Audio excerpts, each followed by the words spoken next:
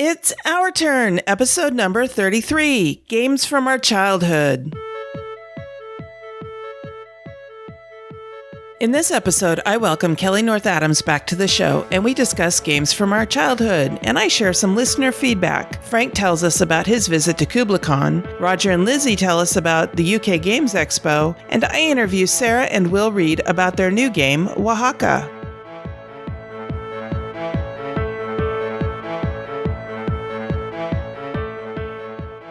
This is the Dice Tower Network, adding games to your wish list since 2005.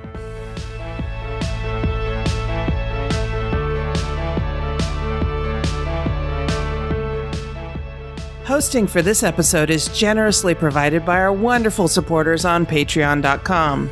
As a thank you to our patrons, we post extra exclusive content just for them.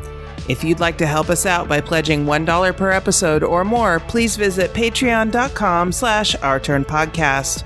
Every dollar helps to keep this show going strong.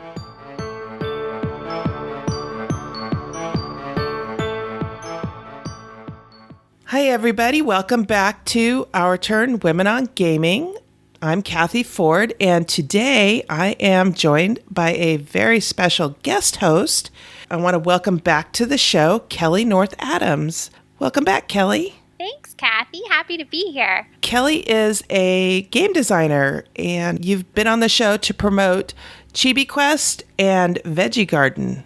I have, yes. It was a lot of fun. Are those both out on the market now? Veggie Garden is out. It's available in your local game store, Amazon, Cool Stuff, all those good places. Fantastic. Yeah. It's doing really well. I'm super excited, getting good feedback on it. Seems to be pretty well liked, so I'm pretty happy about that for my first game. Chibi Quest is not on the market yet. However, I just finished the Indiegogo for it, and I actually received all the games this week, so I'm going to be shipping those out to the backers this week. So that's really exciting. That's also under development. I have some publishers interested in that game, so it's in the works for retail copies eventually, coming soon. Fantastic. You're just having terrific luck with your game designs. Yeah, it's going pretty well so far. Not bad for my first year. Yeah, no, that's great. I'm excited for you. Thank you so much. All right, so we usually start by talking about the games that we've been playing lately. So what have you been playing lately, Kelly? Let's see. Recently, I've played a game that's not super new. I think it came out in 2015, but it's called The Voyages of Marco Polo. And I had never played it before. And I played it 2 weeks ago for the first time, and I've played it probably 2 or 3 times since then, just in the past couple weeks, and I love it. I really like this game. I don't know how I missed it.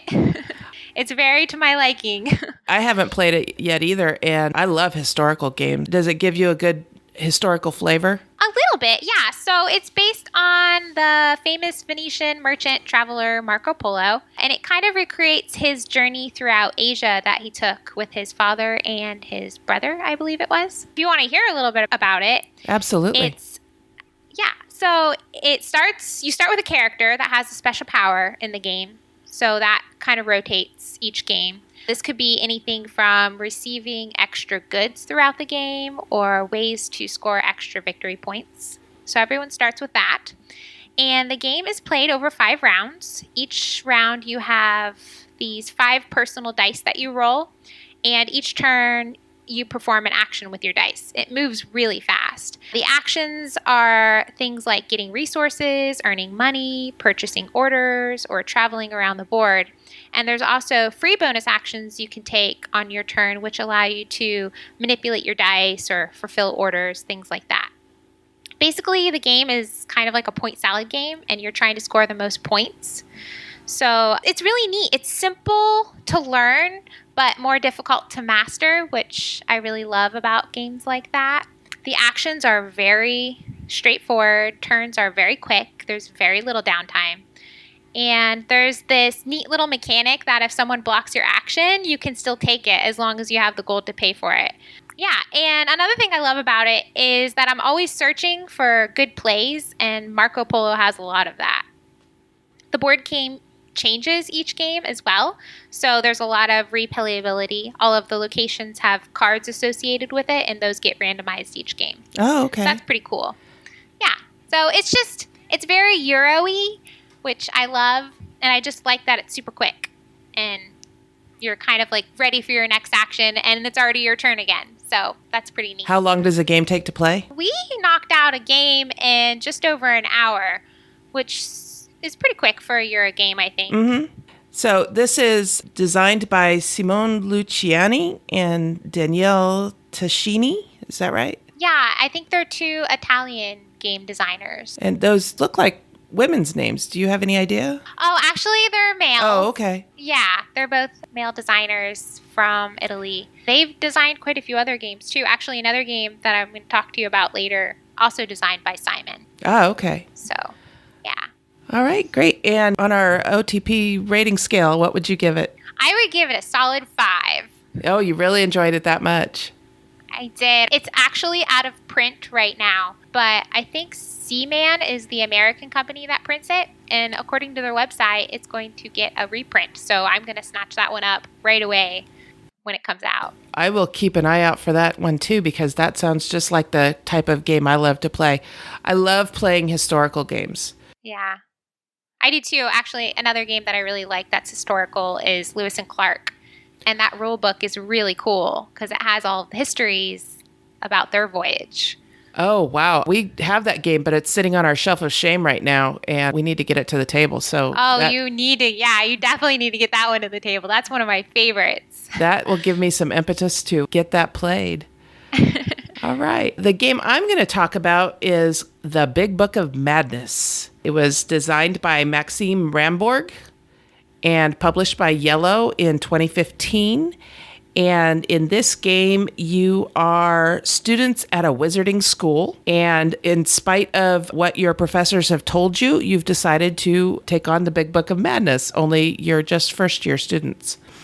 So your spells are pretty limited. Everybody starts with the same 4 spells, and you can spend elements, which are like ingredients, that you have in your hand. This is a deck building game, and anybody who's listened to the show in the past knows that deck building is not my genre. So I kind of have been putting off playing this game just because it's a deck builder. Ugh. Now, Mark and I sat down and played this. We played a 2-player game of it. And at first, we were trying to figure it out and weren't having much luck with it. There were just some things in the instruction manual that just weren't quite clear. And so we went to our living room and loaded up one of the Ratto Runs Through It of Big Book of Madness. And when we came back to the dining room to play the game, we noticed that Mark's setup at the table was askew. And we're like, what happened?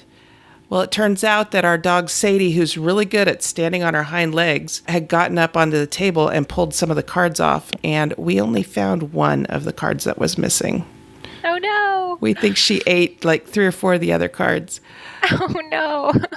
So we have to fix that. The game still plays 2 okay. We just need to fix it before we can take it anywhere. But we finally got some of the things figured out. We played through the game. It was definitely a learning game. We made several mistakes as far as where cards go when they're discarded or versus destroyed. And there were a couple of things that we had to go look up again on BGG. But, for a deck builder, I really kind of enjoyed this game. I can see where it's got some real good potential once I learned the rules. I'm giving this game about a 3.5 right now. And the only reason I'm giving it that is because there were things that were unclear in the rule books and we had to go watch a video and look some things up on BGG. But I think once we learn the game and get the rules down pat and figure out, where cards go when you destroy them or discard them, then I think this game is probably going to be a good solid 4 on our rating scale. Right now, the 3.5, like I said, is just because there were things that weren't clear in the rule book. When you're playing this game, you've opened this book, and on the left side of the book is a monster, and the monster's effects for him coming out, I think, take place right away. And then you have these curses that come out based on different elements, and there's 5 different elemental decks in the game, one for earth, fire, water, and air, and then one that is a curse involving all 4 of the elements. And you put these on the board depending on what the monster that comes out tells you to put out. And then you have to defeat those curses before you get through an entire round. And the marker moves for each person's turn. So you've only got back and forth for 5 turns in a round before all of these curses have taken effect and you lose against the monster. So you have to defeat these curses before you get to the 5th turn in the round in order for good things to happen and not the bad things to happen. One of the things that's really neat about this game is going to make it really replayable is that the Book of Madness that you're turning pages through that have the monsters and the effects on it is changeable. There's a deck of cards that creates this book. And you take, I don't remember the exact number, but you take several cards, you put them between a front cover and a back cover, and that makes up your big Book of Madness. And you choose them randomly from the deck. So no 2 books are going to be the same.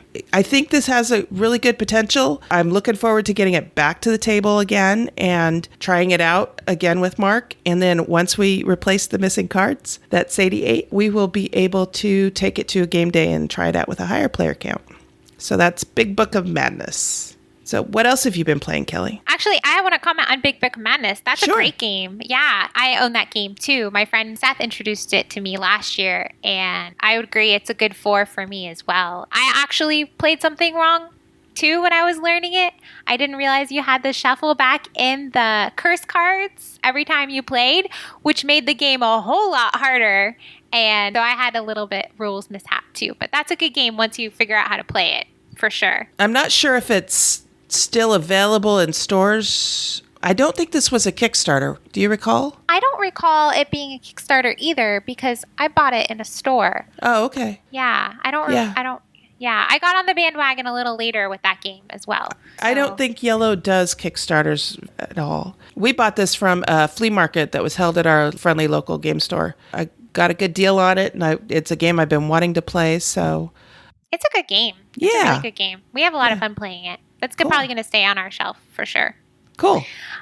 Sweet. So, yeah, another game I actually played very recently, only a week ago, was called Lorenzo. There's a full name for that game. It's like Lorenzo Il Magnifico or something like that. Yeah. We just call it Lorenzo. But, yeah, we purchased that game kind of on a whim based on things we heard about it.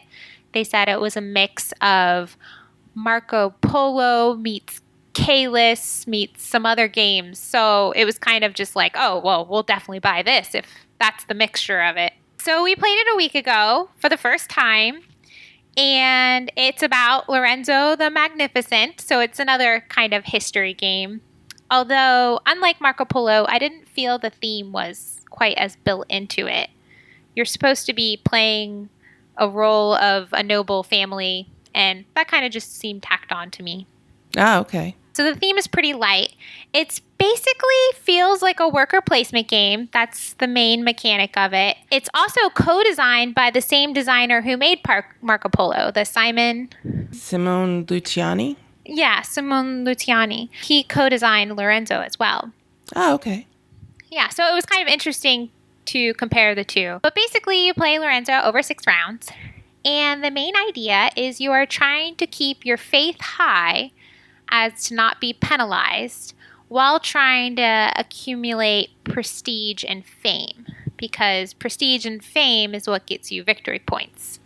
But you have to be faithful to the church or you'll suffer from not being faithful.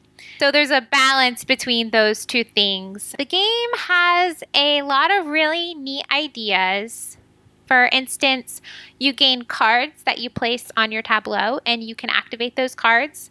And if you set up your strategy really well, you can have a neat little engine going throughout the game. That's pretty exciting to play.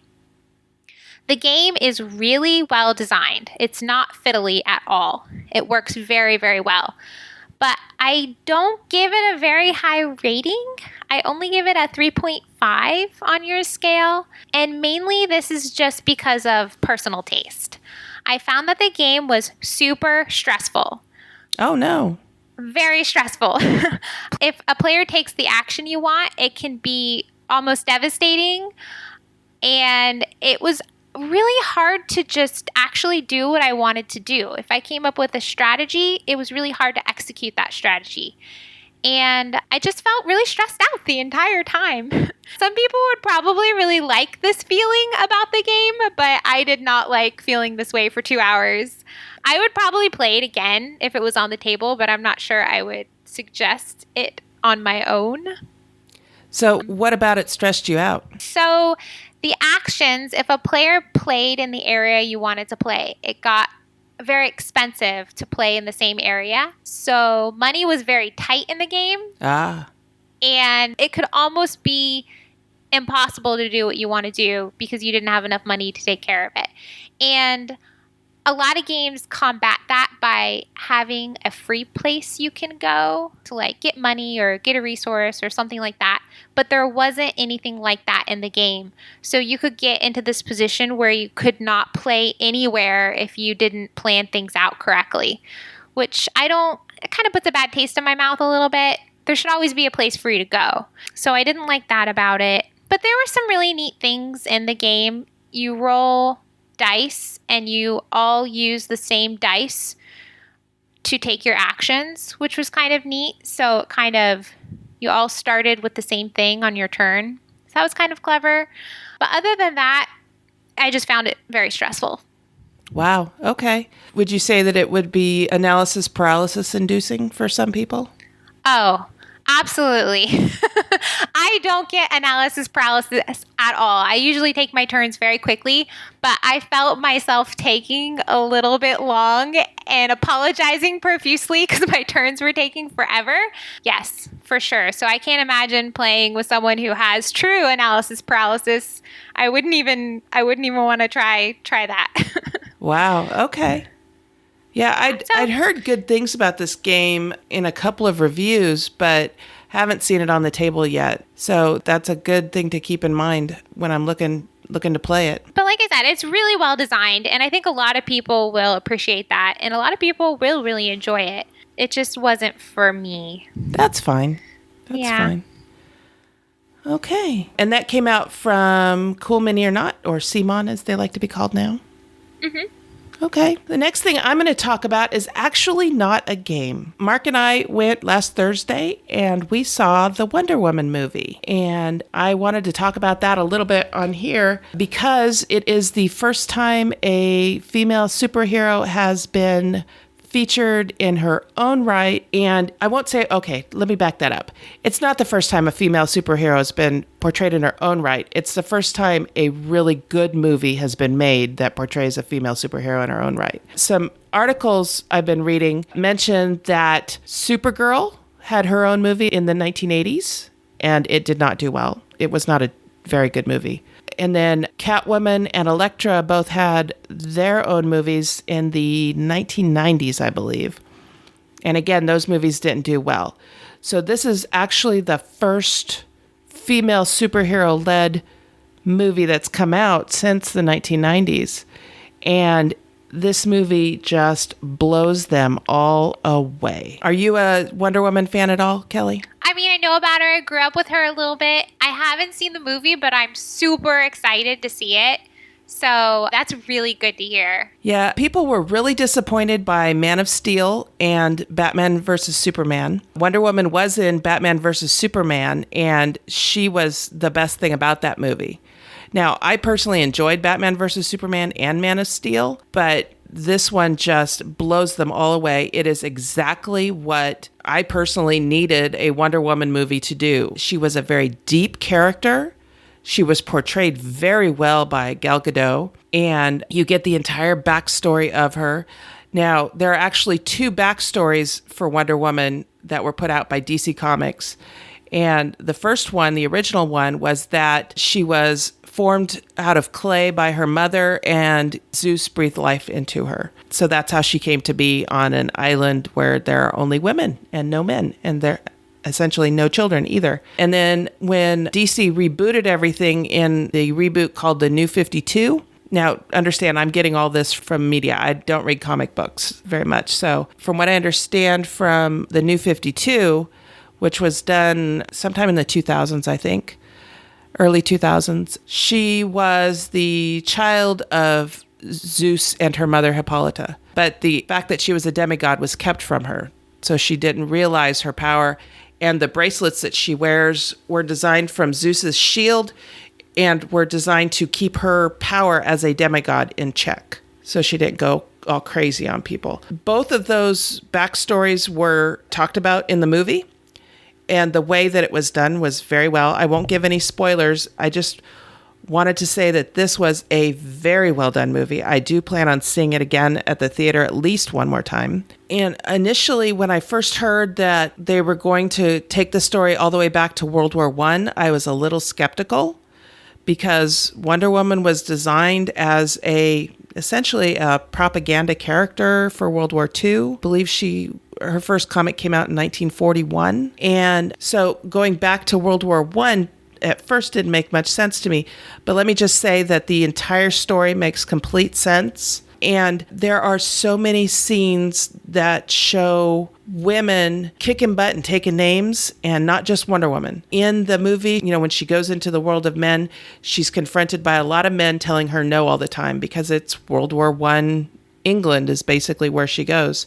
And then the front lines in France. And she's constantly being told, no, you can't do this. No, you have to wear this instead of this. You can't show this at all. You can't carry a sword. You can't carry a shield on the streets of London. And she just constantly is pushing back against that until finally she just says, you know what? That may not be what you're here to do, but it's what I'm here to do. And then she goes off and does it. Fabulous fight scenes where there's no rescuing this woman. She doesn't need it. And it's just an absolutely well done, well choreographed, well written story. And I really can't say enough about it. I absolutely give it a 5 on our game rating scale. So if you haven't seen Wonder Woman and you have any interest in superhero comics at all, I highly recommend going and seeing Wonder Woman in the theaters. I saw it in XD, not 3D. I may go back and see it in 3D because there were a lot of elements that I thought, yeah, this would do well with 3D. Normally, I don't think that 3D adds much to it, but I think I'm going to be looking forward to seeing it in 3D. So anyway. That's cool. That's really refreshing to hear. I think that's really great for kids, too, to see.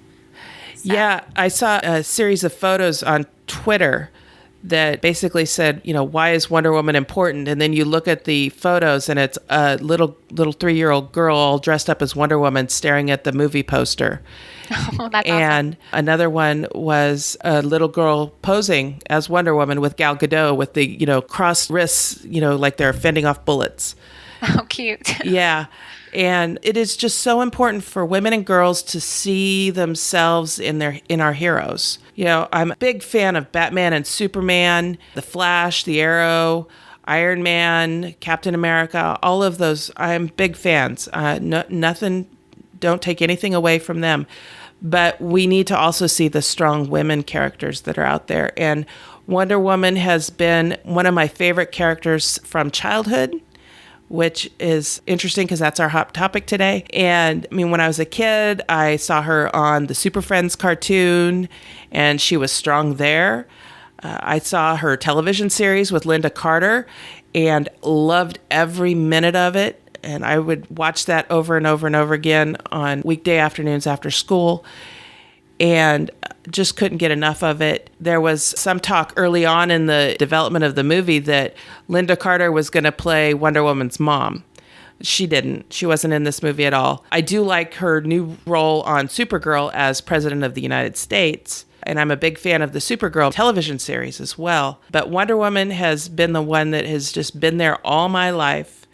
And I was so hoping that Warner Brothers would allow Patty Jenkins, the director, to do this and do it right. And I had only ever seen one movie done by Patty Jenkins, and that was Monster, which is a very different movie. And so I didn't know how she would do with it. I know that at one point, Joss Whedon, who I'm a huge fan of, was brought in to write the story and direct the movie. And he ended up walking away from the project because he and Warner Brothers couldn't agree on the story. So I was a little disappointed when that happened. But when Patty Jenkins was given the movie, I was so glad a woman was given the directing of a movie about a female superhero. And she did an absolutely wonderful job. This is no weak and precious princess that needs rescuing. She is absolutely out to kick butt, right wrongs, fight for the people that need fighting for and protecting. And she's not going to let anybody stand in her way as she does it. So that's super refreshing to hear. That's just, it's cool that they're becoming a little more inclusive with that kind of stuff now. Like even the new Logan movie, he has that little girl in the movie and she's super awesome and kicks butt and she's a really strong character. So it's neat that they're doing that kind of stuff now. I'm really excited about Wonder Woman, and you just informed me about a lot of things I didn't know about it, like with Patty and things like that. So that's even cooler. That's I think it's really neat, too, that both Patty Jenkins and Gal Gadot are on Twitter, and they're talking about this movie right now. Cool. And there's even a Twitter handle called @WonderWomanFilm, and so I include that every time I'm talking about the movie on Twitter. So I'll have to give that a follow. Yeah, absolutely. Absolutely. So excellent movie. Go see it. Take your daughters. Take your sons. You know, little boys need to see strong women characters as well. For sure. So absolutely. All right. So that's what we've been playing.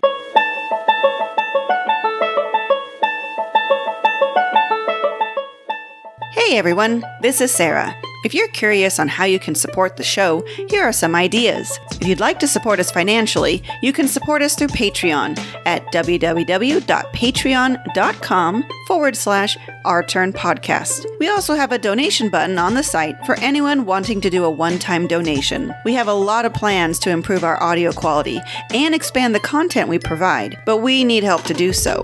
However, we totally understand that not everyone has the funds to support us. Thankfully, there are many non-monetary and important ways to help us. First, tell a friend about the show.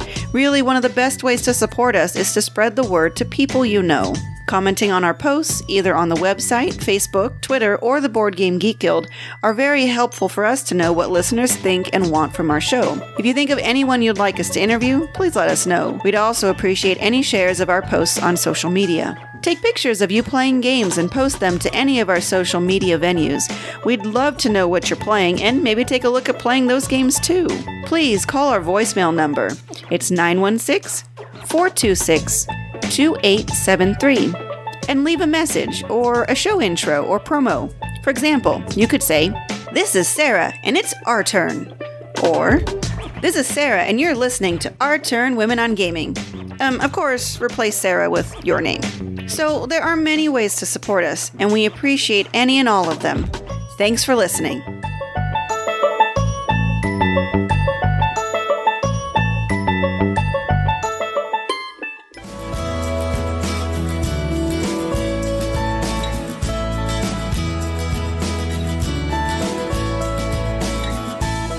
Hi, this is Cathy, and I am joined today by Frank. Hi, Frank. Hi, how's it going? Good. How are you? I'm doing fine, You just had some fun at a con. Yes, I did. It was my first time this year going to Kubla Con, which is a very large convention that goes on in the San Francisco Bay Area over Memorial Day weekend every year. Yeah, Mark and I went to Kubla Con last year, and we had a good time. Yes. So what did you think of it? Well, as I said, it was a huge con. It's probably the largest con I have been to in many years. Just after the con, they posted their attendance numbers, and they said they had over 3,300 people go through the gates. Wow. Way larger than any con I have been to. And so much stuff happened that even what I've taken notes on and written down and everything else doesn't even cover a quarter of everything that happened. There was just so much going on, it was hard to take it all in. And I think it's a good thing. I like conventions that are like that. It makes you want to go back every year. It's like, okay, I missed this port, so I'll come back next year and I'll see this. So that to me is a good thing. Did you go to any of the panels or special events? No, I didn't. I didn't have any time. I was. It was a 4-day con, Friday, Saturday, Sunday, and Monday, and I was basically on the go pretty much that whole 4 days. I had very little downtime, and I still, like I said, I missed a whole lot. They had like miniature paintings I didn't cover. They had a war, a kind of a war panel that they had like at DungeonCon earlier in the year there. They had presenters from different game companies that I missed. Many tournaments. They had a Settlers of Catan tournament. They had a Northern California Diamonds tournament that the winners actually are getting trips to Gen Con. They had a huge Settlers of Catan tournament. The semifinals was like 4 full tables. Wow. 24 players. So it was just huge. Wow, that's neat. So much stuff that I missed. So what did you see there? Well, one of the first things that I saw was literally as you came in and you went to the registration area. Let me back this up a little bit about the hotel. When you go in front door of the hotel, there's a downstairs area that led to the con reg and an upstairs area that led to the atrium where there was food selling and lots of open gaming. But literally right across from the con reg, they had like a special attractions area. That was where they had the Diamonds tournament. That was where they had the semifinals and the finals of the Settlers of Catan tournament. They had a huge King of Tokyo set up. They had lots of the really cool miniatures games with the intricate buildings and figures there. And those were just going constantly all weekend long. And you could just literally walk by, and they had a roped off area. You could just stand there and watch. Not a lot of other cons do that, and I think it was a really nice touch. It allowed some of those games that may or may not get a lot of coverage or that are really big productions to kind of stand out a bit and bring attention to them. I wish more cons would do stuff like that to bring in more people, more attention, get more interest going in certain games. Yeah, last year when we were there, that's the area I'm thinking of. They had a large 3D version or 3D setup of Shadows over Camelot. They had a giant King of Tokyo. They had a giant TAC game, which TAC was on Kickstarter at the time. Yeah, there was lots of neat stuff set up there. Yeah. As I said, it's a great touch. It allows to showcase those games. And especially like, for instance, for the tournament finals and semifinals, you were able to stand there and watch and, kibitz a little bit and be a part of, kibitz among the non-competitors, of course. And just enjoy the finals. And I was there for a bit for some of the Settlers of Catan stuff, and there were some amazing players there.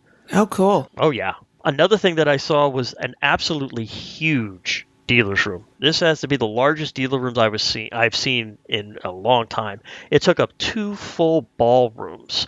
And there was like 2 rows of vendors in each of those ballrooms. There were vendors that I have not seen at other cons before. They had a huge booth from Broken Token, and they were showcasing the 7 Wonders Duel box for them, the Lords of Waterdeep box, which I had not seen, that incorporates the expansion into it. They had the expansion for the Big Damn Crate, which I know you have, which I told you about as soon as I saw, because I figured you would want to get that. I am very interested in seeing that, yes. Yeah. For those of you who may have the Big Damn Crate already, the expansion that Broken Token has for it includes the brand new expansion that was just released. It replaces those few trays so that they can incorporate the expansion into the Big Damn Crate. Oh, it replaces trays.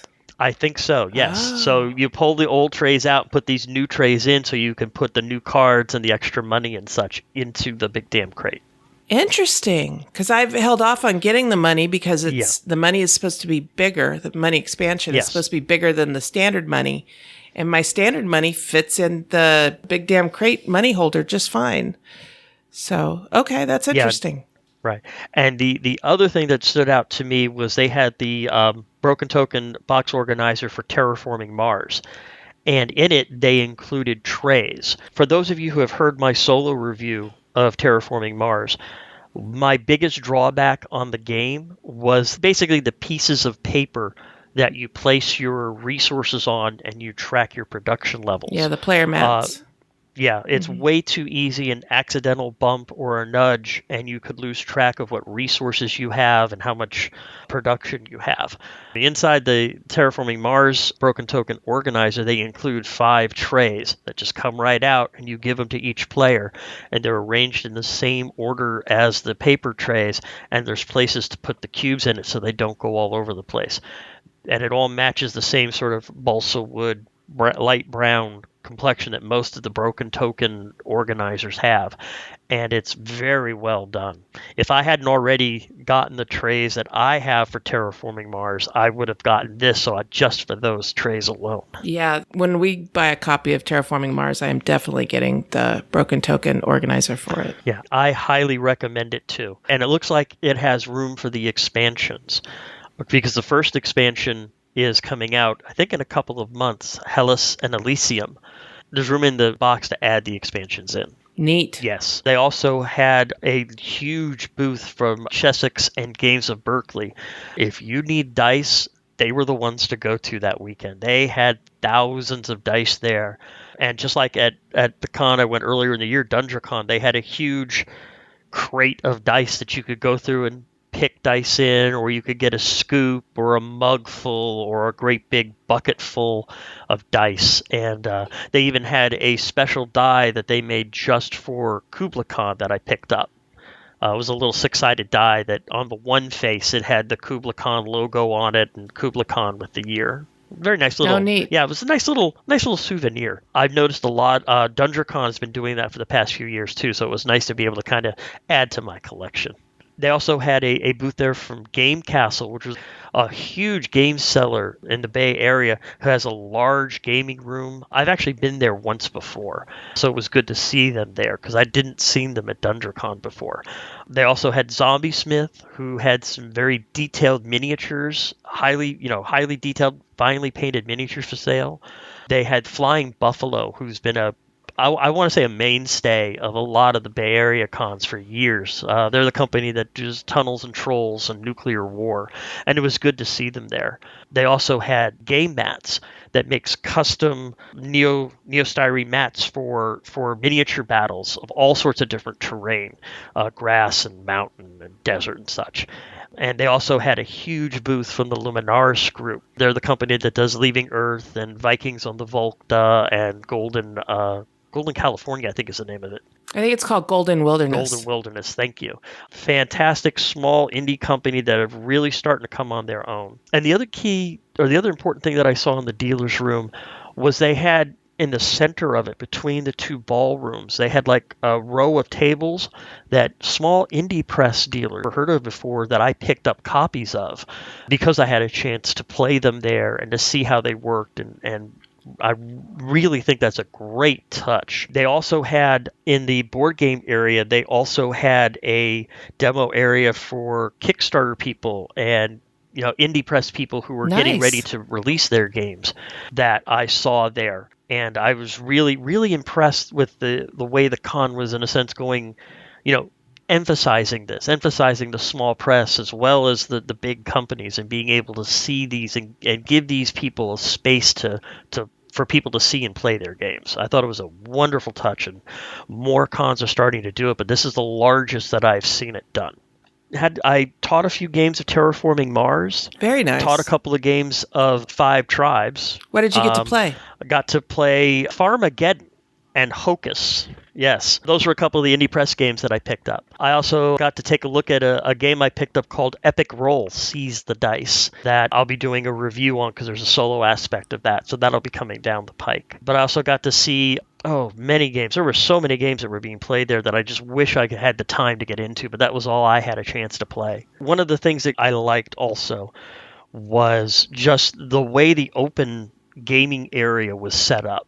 As I mentioned, if you go up the stairs or the escalator into the atrium area where they had the food sellers, there was like 100+ tables, long ones and round and square ones of various sizes that people could just sit down and game. And the hotel really went out of its way to set up the gaming area, as well as the 9th floor. The entire 9th floor was turned over into open gaming too. So yeah, there was no problems at all finding open table space all weekend long. It was very easy to find. Oh, wow. And I was watching people just literally walk up and just start games. And they had a game library there, and you could get flags that you could mount on the table so people can see from across the atrium or across the open gaming rooms that people were looking for games, so you could go over there and see it. It was very, very obvious who was looking for games and people. So a very good touch. Yeah. Nice. Yeah, last year when we were there, the hotel was in the process of some construction. And so lots of, like half the atrium was shut down. And I don't recall there being an open gaming on the 9th floor at all. No. Well, the good news is the hotel is no longer under construction. That's good. Everything was open. However, there was still a lot of mobility issues. There were still a lot of stairs to get around. The ramps and the elevators were really kind of isolated and in bad places. There were good banks of elevators, don't get me wrong. There were like 4 or 5 elevators in a bank, but they were literally at opposite ends of the hotel. And to get from the elevators to the game rooms or to the dealer's room or the conference rooms was still, it would be arduous for someone who has mobility issues or relies on a walker or a wheelchair or has problems with stairs. It's also, and this may be just something for me that I saw and a couple other people saw and pointed out to me, some of the staff didn't really have a very, I don't want to say a poor attitude, but a very not a completely positive attitude. It was very clear that there were several times where they they favored their regular customers, which were stewardesses and pilots that came in. For example, and this is something that I saw clearly from across the room, I was waiting for a game to open up. And so I was standing there getting some food, and several stewardesses and pilots came in, and you could literally see the entire staff in that area switch focus, take care of them first, even over and above the convention goers, and then go back to taking care of the convention. And even then, there were a few times that I saw the staff, they would give smiles and friendly faces to the convention goers. And then as they walked away, you could almost see the sudden change in personality and facial expression.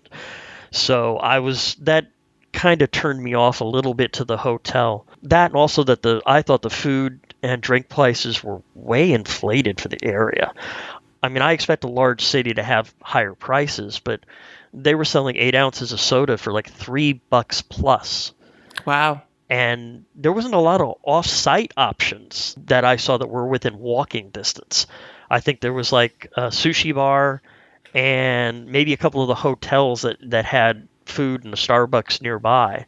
But that general area was mostly it was so close to the airport that there wasn't a whole lot of other stuff off-site. So you really had a case of captive audience syndrome when it came to food and prices. Not a lot of choices and higher prices. And even the food that was offered, I thought the quality was not the greatest. They had a breakfast buffet there that the only reason why I ate at it is because the hotel was having issues and were giving out vouchers to certain people that were having hotel issues. And so I had gotten a breakfast buffet voucher. And the normal price of it was $22 something, but the food was definitely not worth that much. It was not, the quality was not up to what I would consider standards personally. But I can definitely say though that this was the most pet-friendly hotel and pet-friendly convention I have ever been to. I saw at least a dozen dogs. Oh, wow. Big and small companion pets that were with people to help calm them down. And the hotel staff, they were friendly to them and they worked with them, and there were pet-friendly rooms, and I really liked that touch. I know for some people having a companion pet, especially in large crowds, can be a comfort. And I was really appreciative that I saw that the hotel worked with them and allowed them to have their pets there. And also, and I gotta give 2 thumbs up to this, but this was one of the most comfortable hotel beds I slept in. When I put my head down, I was out like a light, and I slept all night. And I don't normally do that in a strange bed in a hotel, but I slept really well. So the beds were fantastic. Oh, great. Yeah, and as I mentioned earlier, with all of the space there, there's plenty of room for the con to grow at the hotel. There was plenty of open tables. There was places to add more tables that had the need to come up. Plenty of conference rooms. They had a huge LARP area. They had a huge, like I said, huge ballrooms, plural, that they were using for open gaming and for the dealer's room. And they were, even with the 3,300 plus people that was there, it didn't feel like I was elbow to elbow. There was plenty of space and plenty of room for the con to grow. Neat. Yes. I got to see some very interesting games that were there. There's a few games that I do want to touch on that I got to play and I got to see. Sure. One of the ones that I saw is a game called After the Empire. It's for 1 to 4 players, and it's created by Portland Gamecraft, and both of the game designers were there at the con. It's a combination of a worker placement, resource management, and tower defense game.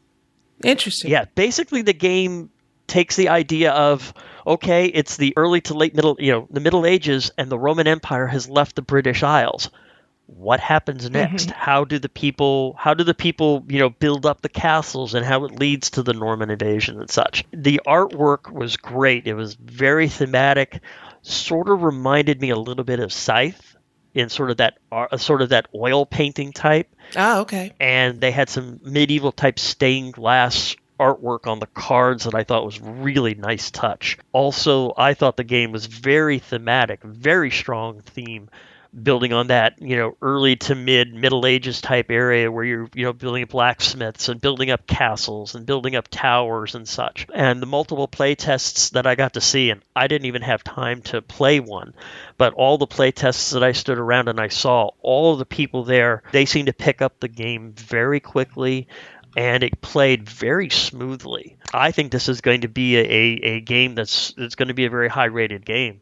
There is a page for it out at Board Game Geek, and I'll make sure to include a link to it for the show notes. They're planning to sign with a publisher and go into Kickstarter for this game either later this year or early next, and it's called After the Empire. I think it's going to be a good one. I really do. Excellent. Mm-hmm. Another one that I saw, and I had a chance to talk to Joe from the Luminaris group for a good 30 minutes about, was an expansion for a game you and I like a lot called Leaving Earth. I love Leaving Earth. Oh, yes. That's a fun game. Oh, it is. It's basically, in the game, you are running a nation's space program like NASA, and you start from the mid-50s and you go through the mid-70s. And the expansion that's coming out is called Stations. It can be played either standalone or it can be combined with the base game and the Mercury and Outer Planets expansion. One of the things that it does is it adds local features to the planets. For instance, you'll go ahead and go to a planet and you'll find out that there's 2 special features on that planet. So there's a new deck that's added that are those special features, and some of the special features are like you found water, or you found a unique mineral, or you were wrong, there is no special feature at all, which I thought was a nice touch. And those discoveries are another way that you can get victory points in the game. It also adds a reusable space shuttle mechanic to the game, including buying and creating tanks and fuel. There's a fuel synthesis module that you can use, and it works with 2 other modules they have, which is a habitat and a hydroponic module. And one of the things Joe mentioned was making the trek out to one of the outer planets and basically building a station there with a hydroponics module and a fuel synthesis module, and using it as a jump-off point to go to the other planet so you don't have to go all the way back to Earth to get the victory points for the discoveries or for your astronauts on a successful voyage.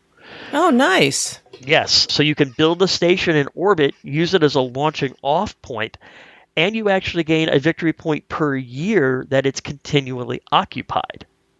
So they've added in more ways to get victory points to the game. And currently, Stations is available for pre-order at Luminaris.com. And they have a tentative release date right now for it of September 1st. And there'll be a link in the show notes as well to the Board Game Geek page for Stations that Joe has been posting on there and posting images and having discussions with other people about the game. And he showed me some of it, and he's using the same sort of Art Deco style that he used in the other one, so it all kind of meshes together, which I really like. I thought it was spot on, the art style that he used for Leaving Earth, and he's continuing that same idea in Stations. And I'm really looking forward to this expansion. It's going to add a lot to Leaving Earth. Is it as mathy as the original Leaving Earth was? Yes, it is. It is still very much a brain burner, very much math-oriented game. You still have to do the reverse calculations, as you and I remember doing. So if you sit down to play this game, make sure your phone is fully charged because you're going to need the calculator. Oh, yeah.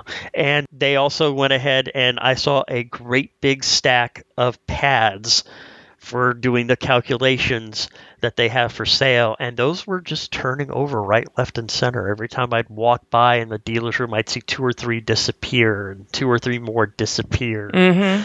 So, and I actually saw multiple games of Leaving Earth being played over the weekend, and I could see. In fact, one time I saw Joe walking by a table, and I could see a smile on his face as one of them was being played. So. Mm-hmm. Must be nice to see your creation being enjoyed so much. Oh yeah, I bet Sarah, when she sees people playing her games, Project Dreamscape, for instance, I bet she has a little smile about that too. Oh, I'm certain of it. And one other big name expansion that I saw that I want to touch briefly on was an expansion called Splendor. It's tentatively titled Cities of Splendor, but that's, from what I understand, is still a working title. It may or may not change between then. But basically what it is 4 mini expansions for Splendor that could be, to my understanding, either just added to the base game or mix and matched.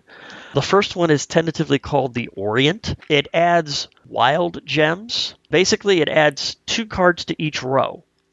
And some of those cards are like wild gems, where if you acquire it, you assign it to another gem stack, and that permanently becomes that gem. Oh, okay. Because I know that there's several times, for instance, I might need like one black gem so I can get a noble, and I can never find a black gem. Well, you can now, if you purchase that wild gem, you can assign it as a black, and once you assign it, it doesn't change. So remember that when you play it. But it gives you a way to get that extra gem that you're missing.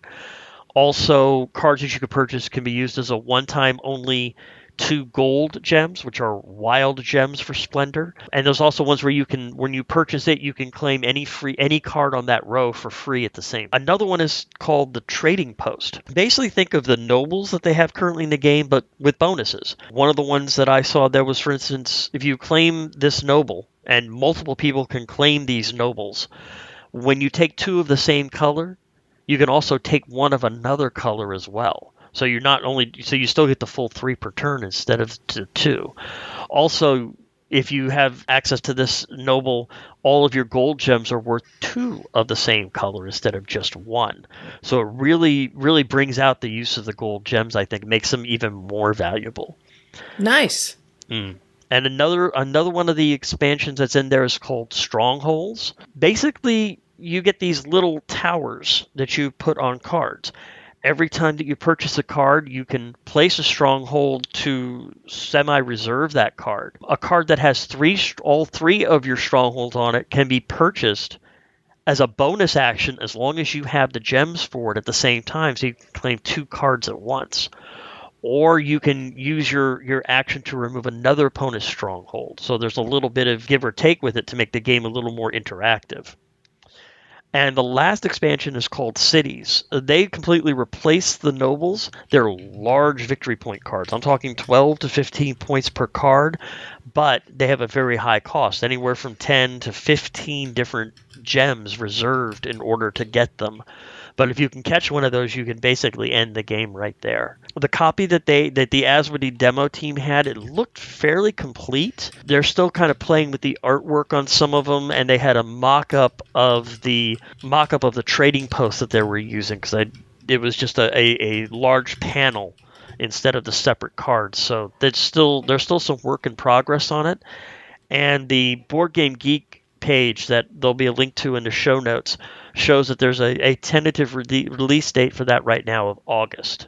I'm really looking forward to that expansion. I think it's going to add a lot of replayability to Splendor, and it adds different mechanisms. There's a little more player interaction in one, a little more focus on strategy in some of the others, and I think it's going to add a lot to Splendor, and I think it's going to be a must-buy for anybody who likes Splendor. Very cool. Yes. But overall, I had a fantastic time that weekend. As I said, there was so much going on that I just couldn't see. And I'm looking forward to going back next year. I really think that this is going to become a mainstay for me for cons. And I'm running out of time on the calendar already. What made you decide to go to this con this year? Because you said you'd never been to this one before. It was a little bit of fortuitous luck. I had a friend of mine who also had never been to Kubla before. And they're heavily into LARPing. Hello, Melanie. And she wanted to go because they had a much larger LARP experience there. And I think I saw her like a couple of times during the weekend because she was so busy going from LARP to LARP to LARP. She was busy. She was talking briefly about a few of the LARPs that she was in.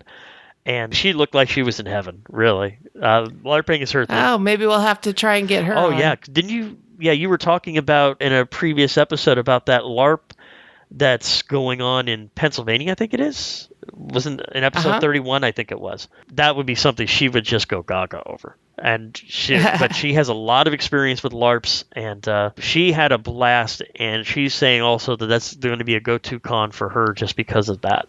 Yes. Neat. Very cool, Frank. The other thing I was going to add is it was good to see a lot of friends that I see at some of the other cons that like I said, I only see them at cons, and a lot of them were there, and they were really glad to see me. And so I was able to, have a lot of social time and see friends and play games with friends. And like I said, just a fantastic time overall. Fantastic. So how would you rate the con on our game rating scale? Well, the hotel itself, I want to do this because of the hotel. Because to me, the hotel is sort of the face of the con. I was having some discussions with people there who have been to big cons like Gen Con and little cons like the one that you went to earlier this year for the other podcast. I'm sorry, my name is just... Oh, BlitzCon. Yes. The hotel can take on the face of the con during there. And so I want to give a separate hour turn rating for the hotel. I would give the hotel a 3, just for the experience that I had there. I thought that for somebody who was new to cons or new to Kubla Con and not have a lot of con experience, I think the hotel and the experiences that I saw and that other people commented on would take away from the con. But the con itself, a definite 4+, almost a 5, because I had so much fun. The staff were over the top.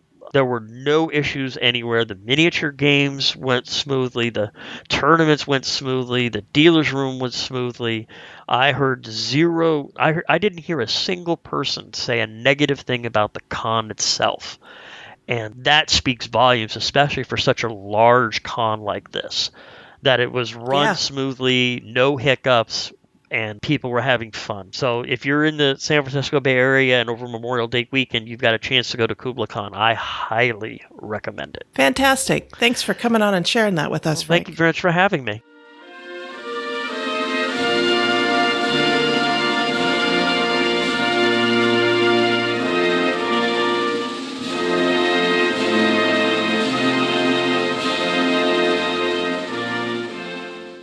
Hi, I'm Roger Bellwest of Improvised Radio Theatre with Dice.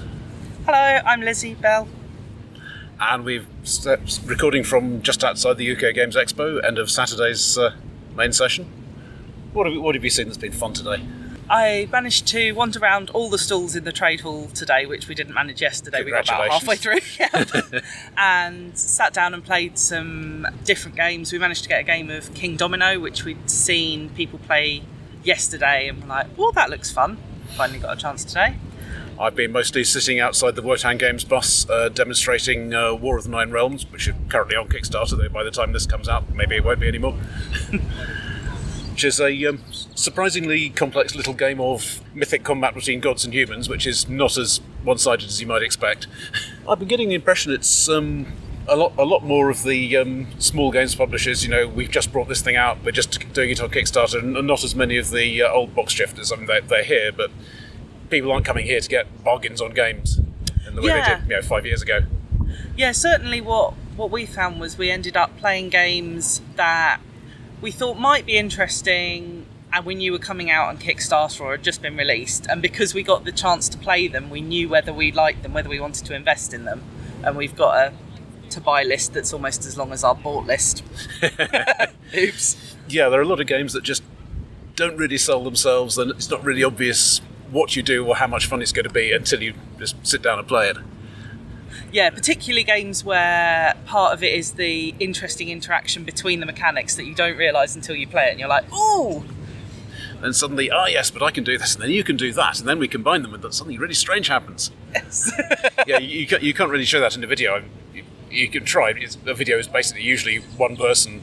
Not that many Kickstarters seem to record actual play sessions, do they? No. And even then you don't get the sense that you've discovered something where you, if I play this, then I can do that and that and that and that. And then everyone goes, oh, Lizzie. The other thing I've seen that I think is new this year is the various companies that are basically, we will help you publish your game. We'll make the components, we'll do the Kickstarter admin, we'll do the fulfillment and shipping and such. Yeah, that was particularly interesting. They've been at Essen for 2 or 3 years now, and they're definitely moving in here as well. So, basically a good show. Yeah, no, I've really enjoyed it. I'm glad I persuaded everyone that they wanted to come. There is still lots of open gaming happening in the evening. I'm running a role-playing session tonight. Last night's went pretty well. Nobody actually dead, though some of them pretty badly wounded. It's Cthulhuid horror.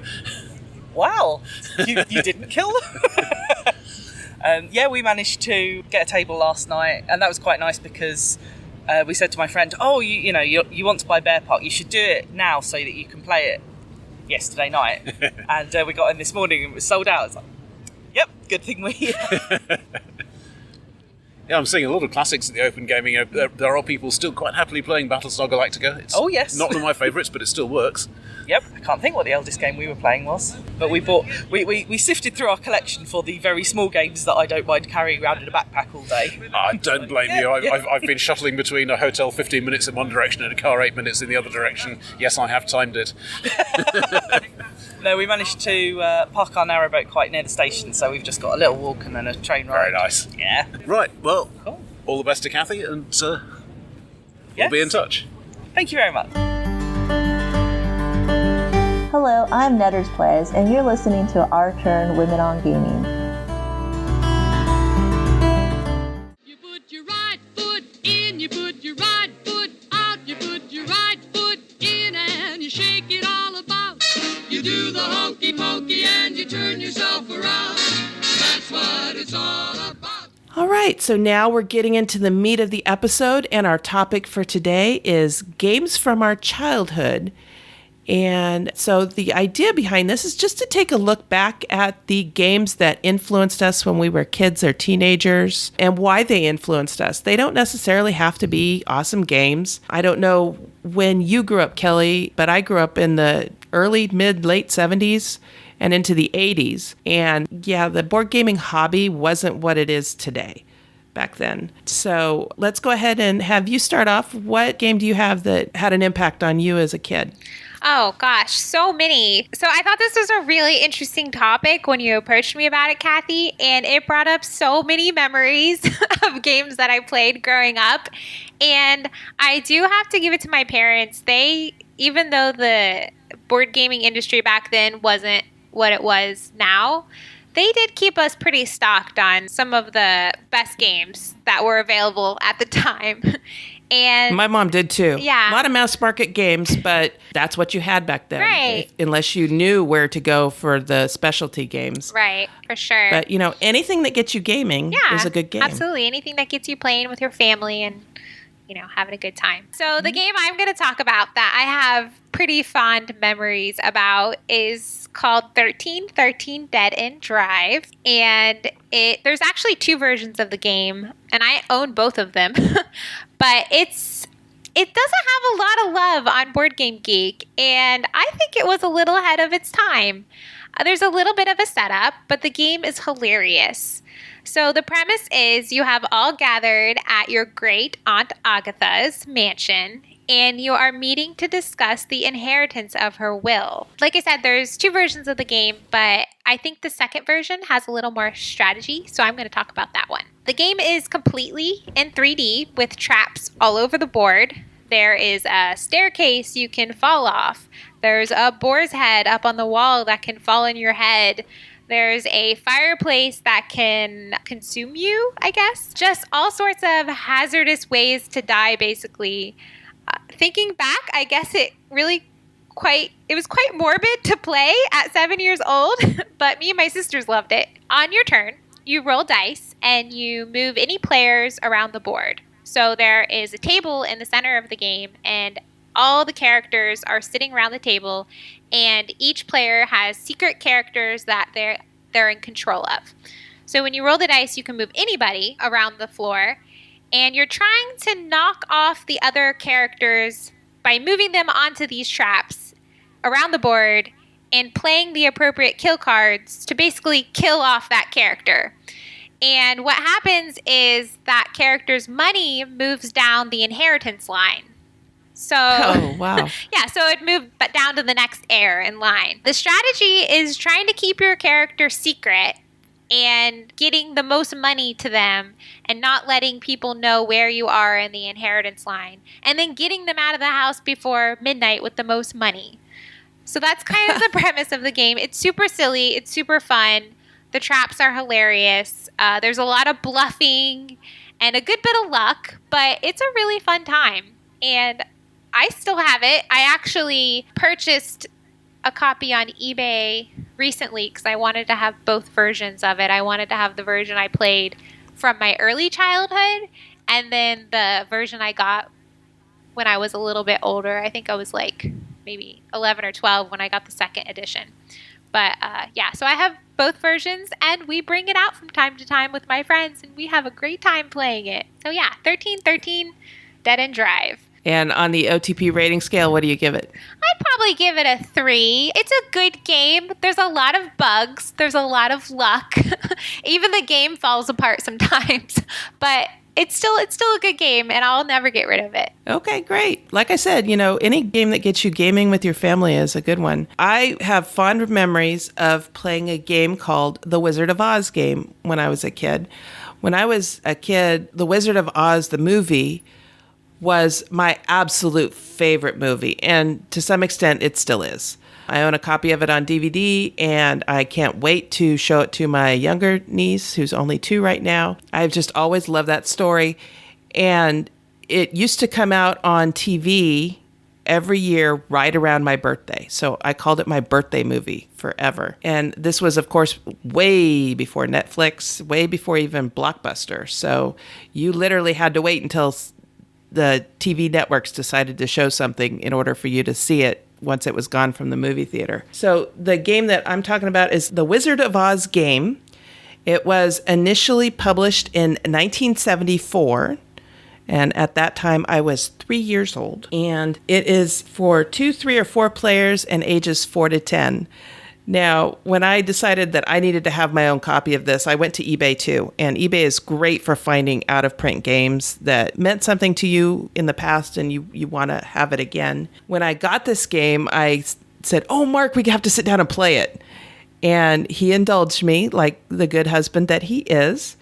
And we sat down and played it. It is a spin and move game. So it's got a little spinner in the box. So it's not, no dice, but you flick the spinner. The numbers on it are 1 through 4. And then there's a section that says magic card.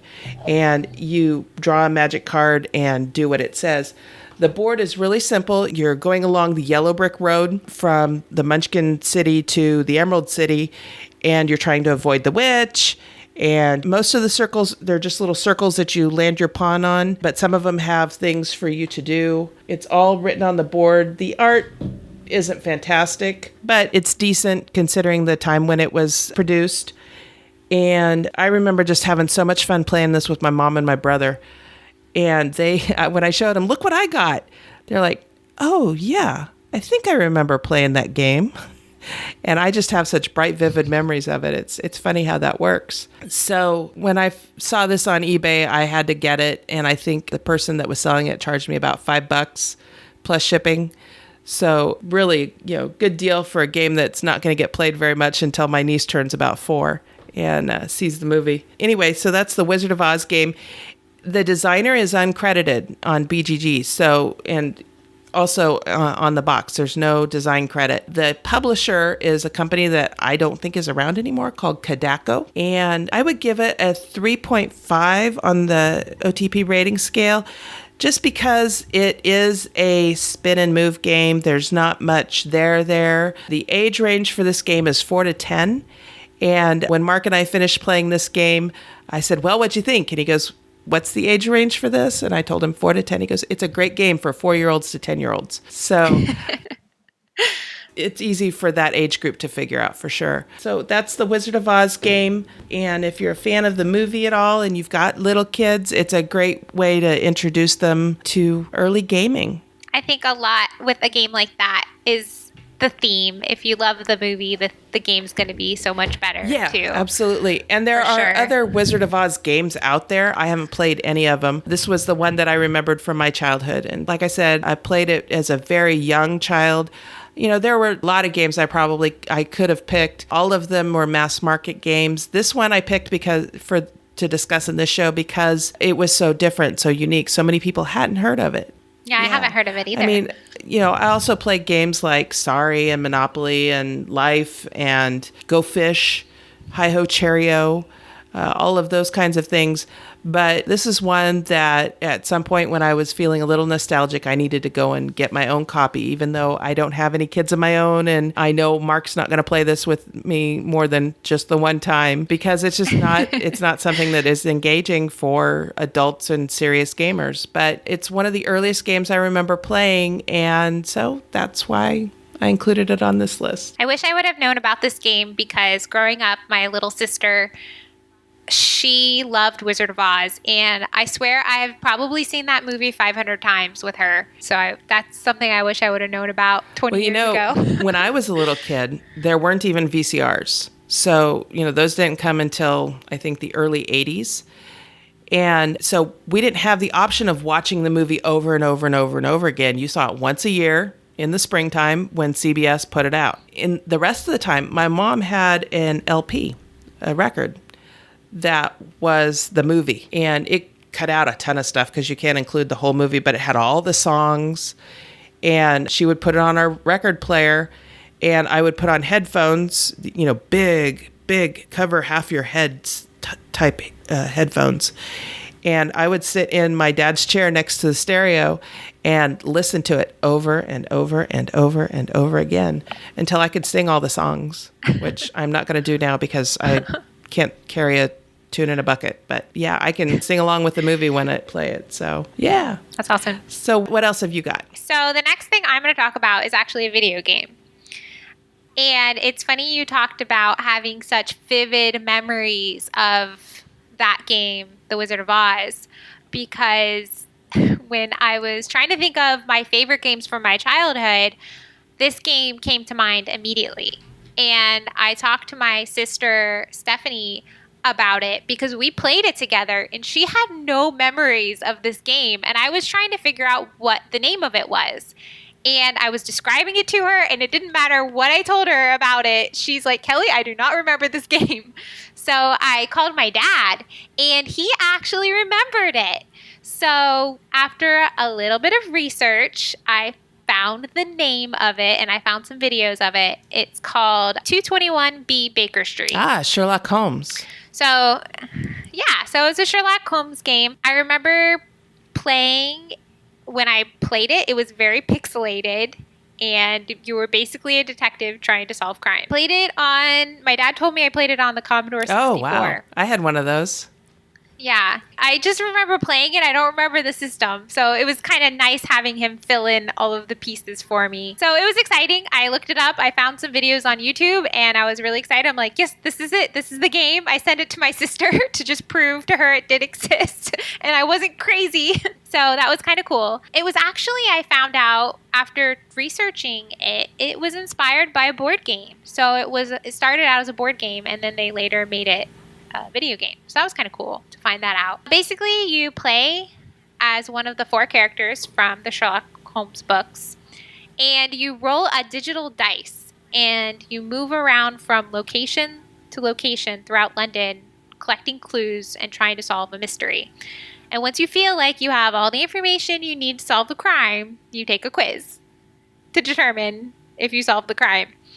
And it wasn't as exciting as I remember it after watching videos of it now. But when I was little, I loved it. And I played it all the time. I played all the mysteries. It came with a whole bunch of mysteries. And I just loved it. And I was reading some stuff about Wikipedia on it. And I found out the coolest thing that I had no idea. So the game was created by an American writer called Jay Moriarty. And if you watch the BBC series, you'll know there's a character on the show called Moriarty. He's a villain. So I don't know if there's any connection between the two, but it was kind of a cool coincidence. That was probably something that he lived with a lot growing up. Yeah, so 221 Baker Street. Neat. A video game like that is probably a forerunner to games like Sherlock Holmes Consulting Detective, which I've heard a lot about. I've never played. I have. I own it. It's great. Okay. It's fantastic. Good. Mm-hmm. That's good. Much harder. So the next game I'm going to talk about is called The Ungame. It's a game with a terrible name. Mark was saying last night when we were going over it that this was probably the most ungame you could possibly ever play. And this is a let's get to know each other style game. The board is kind of a meandering series of rectangles that just tell you what to do when you land on them. And it's a roll and move game. And it was first published in 1973. When I was putting together my notes for this episode, I went on to eBay to see if I could, and this game actually is still in print, but I went on to eBay to see if I could find one that looked like the game I remembered. And I did. I found one that is copyrighted 1975. So it was published, this particular version was published just a couple years later. And this came out when I was 4. And basically, you start at the start spot and you roll your die and you move that number of squares and then you do what the square tells you. And it's either going to tell you to tell it like it is, which is the name of the deck of cards that's in the game, or it's going to tell you hang up and it will give you some instructions. You know, if you've done this in the past week, go here. Or if you have felt lonely in the past week, go here. And it's very much a game about your thoughts and feelings, about examining your thoughts and feelings. Then another one of the instructions is do your own thing. And for that, you can either comment on someone else's card or answer to a question from a card, or you can make a statement about something someone else has said, or you can draw a do your own thing card. So the do your own thing cards have questions on it like, what's your favorite song? And, you know, for some people, they might just flip off an answer because they know exactly what their favorite song is, and other people might have trouble figuring it out. When Mark and I were playing it last night, I had to sit and think about it for a minute, and I said probably, going back to the last game I talked about, probably Somewhere Over the Rainbow, because that has been a favorite song for a really long time.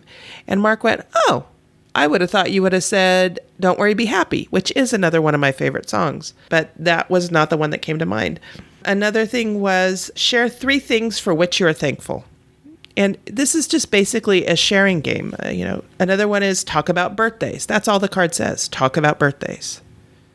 And the rules of the game state that you should use 1 to 3 sentences to answer these cards. Name 2 famous people you would like to have as parents.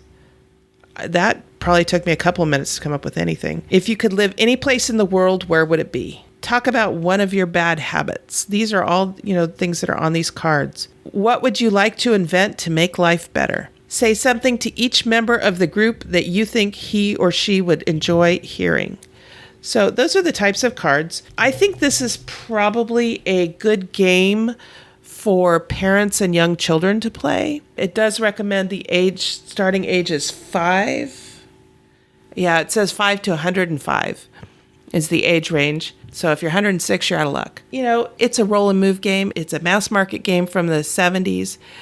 It is still in print. You can still buy copies of this on Amazon For sure. And if you're a parent that wants to get your children thinking about different types of things, then I think this would be a good game. And you can play it for as long as you want. It actually says at the beginning of the game, determine how long you're going to play this for, because there's no win condition. There's no competitiveness in this game. You're just answering these questions. It's just a way to think and get to know each other a little better. One of the things that I'm finding based on these two games that I've talked about so far is something that was pretty commonly done in the 70s, in that the instructions were printed on the box. So in this case, for the Ungame, the instructions, the rules for the game were printed on an insert in the box. And for the Wizard of Oz game, they were printed on the back of the box.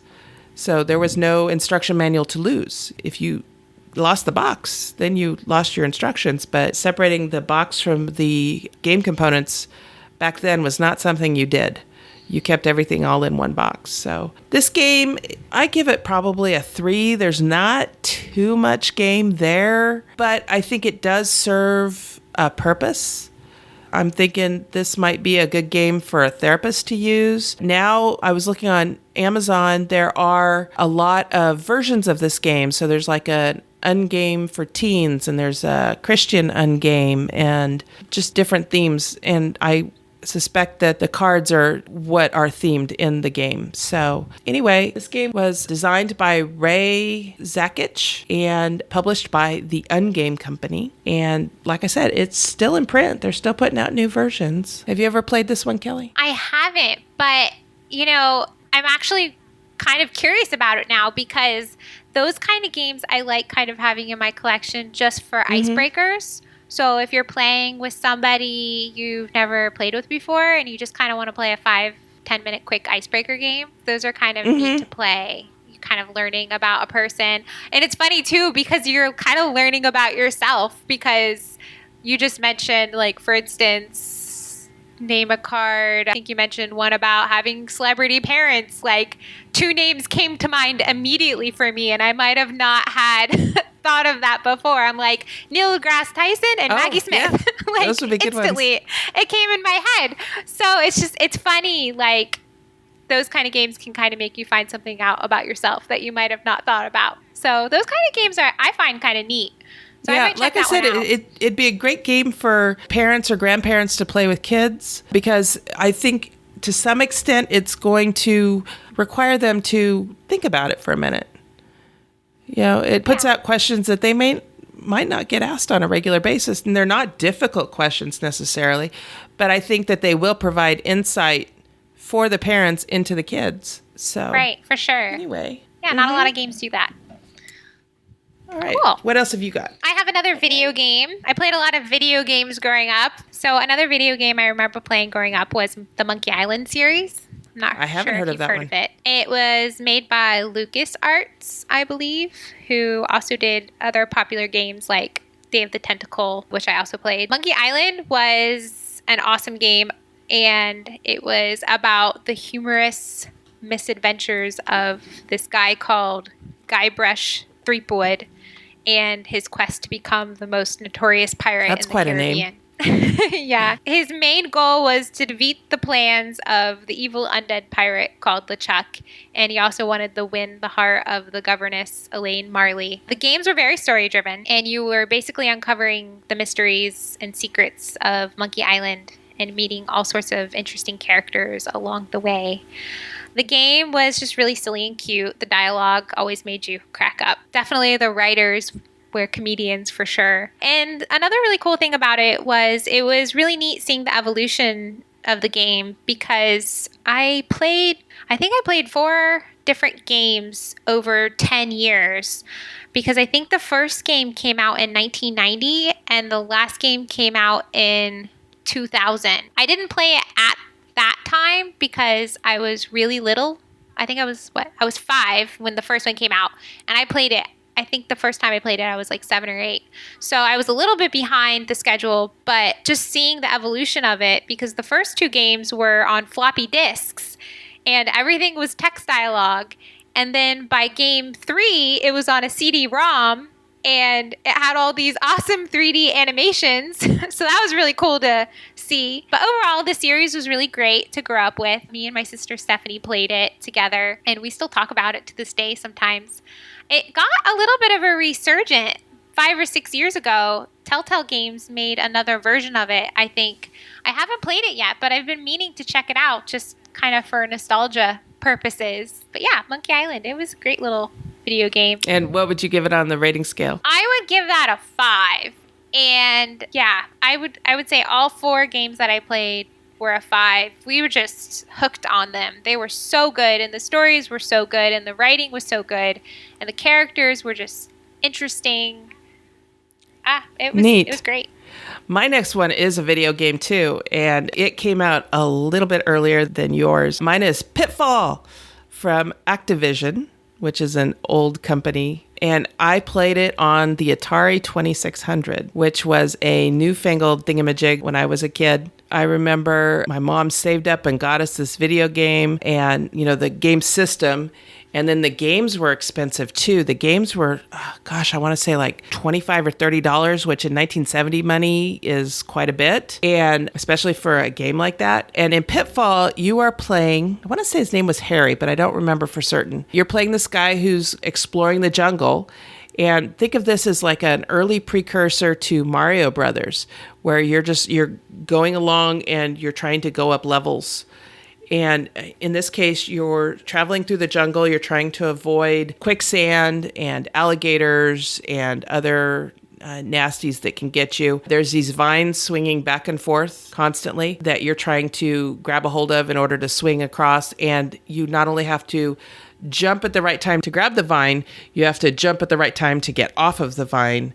And if you fall into the water, you'll drown. If there's alligators in there, they'll eat you. And this is all very pixelated.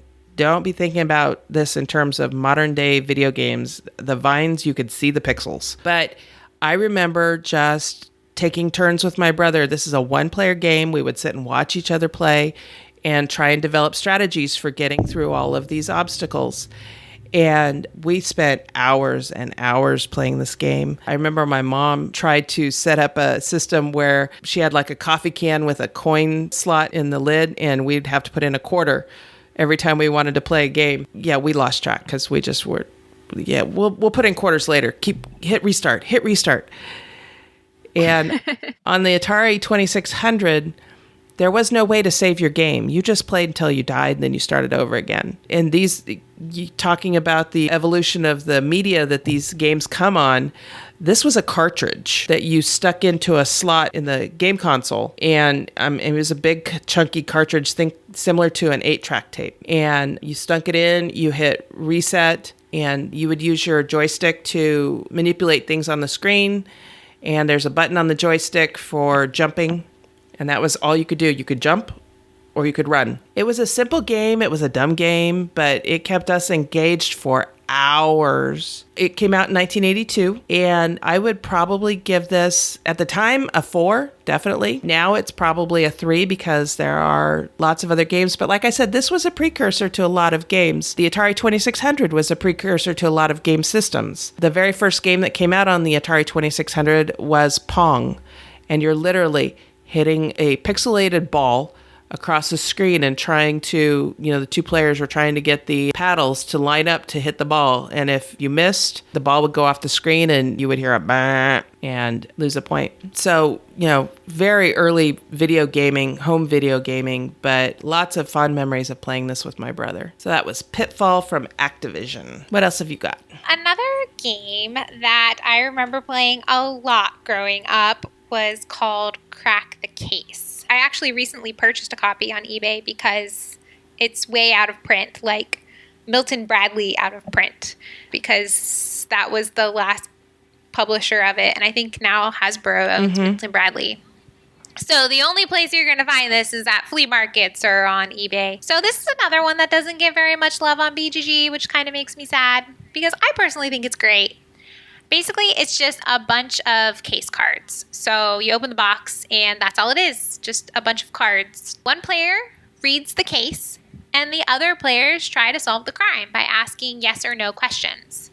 There are easy, medium, and difficult cases, and they are a little obscure, so you have to think outside the box, and you're trying to solve it as quick as possible. So we would play this on car trips and just all the time, and we would play it as a family, and we actually put a little bit of competition in it to see who could solve it first. So we'd listen to everybody else's questions and try to, if we could solve it on our turn, we could go ahead and say, okay, I think I can solve the crime, and we'd put our solution up. But I bought this game because I throw it in my bag when I go on plane trips, and me and my husband will just play it on the plane, and we'll read a couple cases back and forth and just see if we can solve the so crime. it's a game you're still playing. It's a really neat, I bought it on eBay a couple years ago, and it doesn't make the table very often, and it's usually just me throwing it in the bag if we're going on a trip somewhere, and that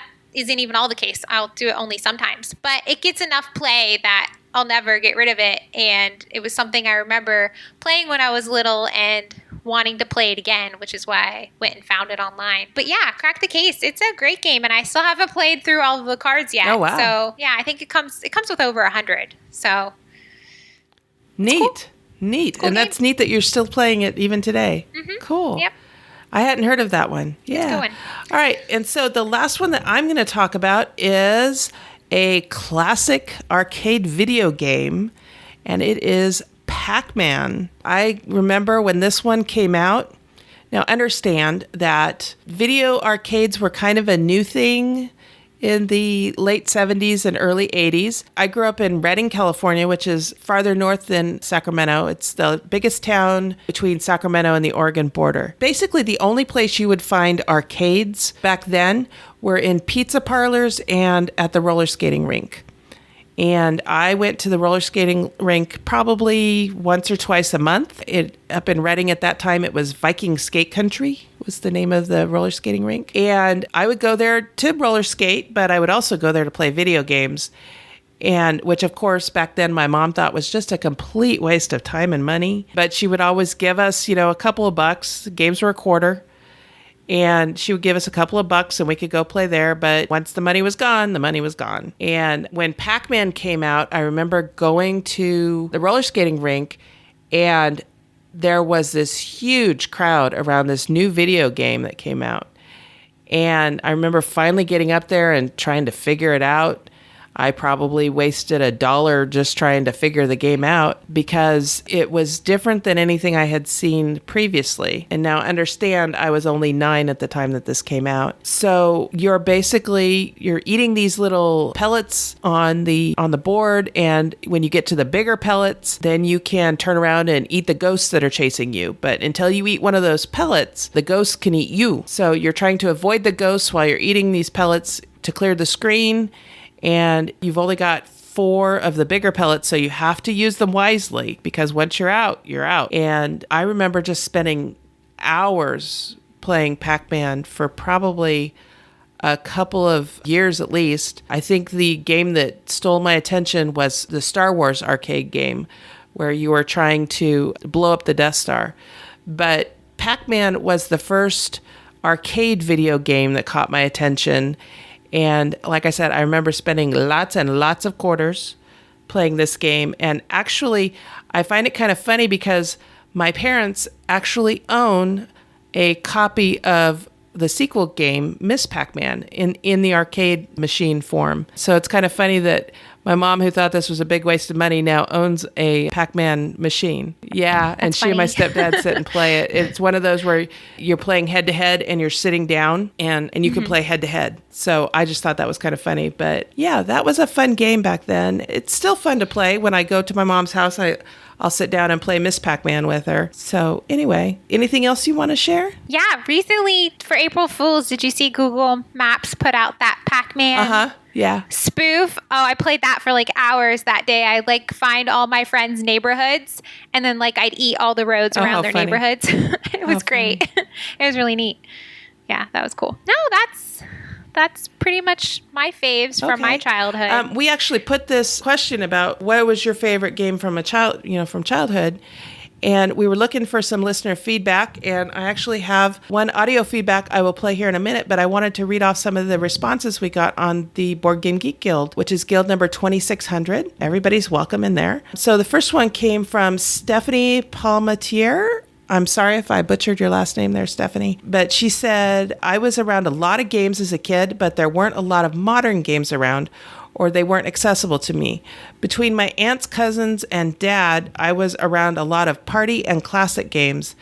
As expected, I played a lot of Clue, my grandma's favorite game, and my aunt's, I think, and Monopoly, to the point where I even got console and computer versions of these games so I could play them without others. She also says, I wanted to play Risk a lot, but had trouble getting a third player. I liked Sorry. I played a lot of Hearts and then Spades in my teens. I think my favorite for most of my earlier childhood might have been Mousetrap. I remember playing Mousetrap. My cousins owned it, so I wanted to play it like every time I went over there. I just loved how the chain reaction was set up to catch the mouse. I remember owning a copy of Mousetrap, and we played it a few times, but it wasn't real popular in my house. But I remember being fascinated by the board setup. And then we have another one. I think this is Charlotte Schmidt. The username is C&H Schmidt. So I think that's Charlotte. I grew up playing games. I think it's just something you do with children in Germany. We played games in kindergarten all the time too, even though neither of my parents are board gamers. My mom played quite a few games with me. My dad, not that many. The local library had games you could take out, sorted Habermann, and GmbH. Children's games and gamers games like Catan, Thurn and Taxis, Fish Flupen Frikadellen. That's one game name, Fish Flupen Frikadellen, and El Grande, which I haven't all played, but I remember seeing them and others there, so it's easy to go and get new games to try. But none of the games we played were the usual Monopoly or Clue. I've maybe played Monopoly 3 times, and I enjoyed none of those plays. And only played Clue as a teenager, which I quite liked. A lot of my favorite games as a kid were memory games, presumably because I was good at that. My absolute favorite game in kindergarten was Coco Crazy.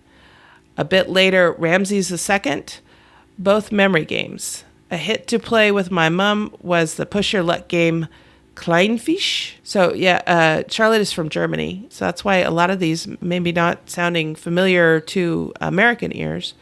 That's pretty neat, though. She goes on to say, when I was a bit older, favorites of the extended family, which we played at family gatherings, include Six Nimmt, Jungle Speed, and The Great Dalmuti. I've heard of a couple of those. Yeah, With my grandmother, my mom and I played Rummikub. My grandmother didn't really play other games, but this one came out a lot. At home, I still have 2 games that I got as a child or teenager and which I have now found out are classics, Medina and Amun-Re. The former I got after playing it at a school friend's house. The latter was recommended in a magazine for teenagers. Shockingly, I've never played Amun-Re because it requires 3 players, an impossibility, at least in my immediate family. I'm an only child, my father doesn't want to play, and my mom finds the rules too complicated. But next time I go home with my partner, another avid gamer, we need to try convincing one of them again. And then she ends it by saying, whoops, long post, I guess. Lots of childhood gaming equals lots of gaming memories. Those are fantastic memories. And then the last one we have from Adrienne Dong, and she says some favorites were Clue, Payday, Milbourne, and Careers. My grandma, who loved playing bridge, taught us a number of different solitaire games, which we would play side by side. When I was a teen, I think our library had some 3M Bookshelf and Gamut and Avalon Hill games. Favorites include Facts in 5 and Sid Sackson's Sleuth. If only I kept up with these games, I would have been in the hobby so much sooner. I know that feeling for sure. On the video front, we marveled at our friends' Pong game on their console TV. They were the first in our neighborhood to have a video game. Yep, I was talking about Pong just a few minutes ago. So anyway, that's the feedback we got on the Guild. I'm going to be posting some more audience participation requests on the Guild, and you are welcome to post as, a text post like these folks did. You can also call in on our phone number, which is 916-426-2873, and leave an audio post that we will play here. Or you can download a program like Audacity, which is what I use to create this podcast. It's a free program that you can download and record your own response and then send it to us as either a WAV file or an MP3 file. And you can send that to feedback@ourturnpodcast.com. So just be looking on the Guild for some of these audience participation requested postings, and then give us your response and we'll include it on the air. So thanks for joining me on this topic today, Kelly. Yeah, it's been a lot of fun. It was awesome thinking about what we did when we were little and all the memories associated with it. It's fun to reminisce. It is. It really is. This is Patrick Hillier, the Hillier Gamer. And some of the kids' games that I grew up playing were, of course, Clue, Bonkers, which was a crazy back and forth game that you kind of an early version of a legacy game where you changed the board state as you played it. Actually, Restoration Games is thinking about looking at this game as one of their restoration games. And Payday. I'm not sure why I liked it. It's really a game about being a grown-up where you get bills and mail, and I think just reading all those silly cards was a lot of fun. And then, of course, Scrabble. Scrabble's a game that I've played with my mom since I was a kid, and we continue to play it, and we just played it over Mother's Day. So it's been a family favorite of ours for going on probably 35, 40 years now. Thanks. Have a great week.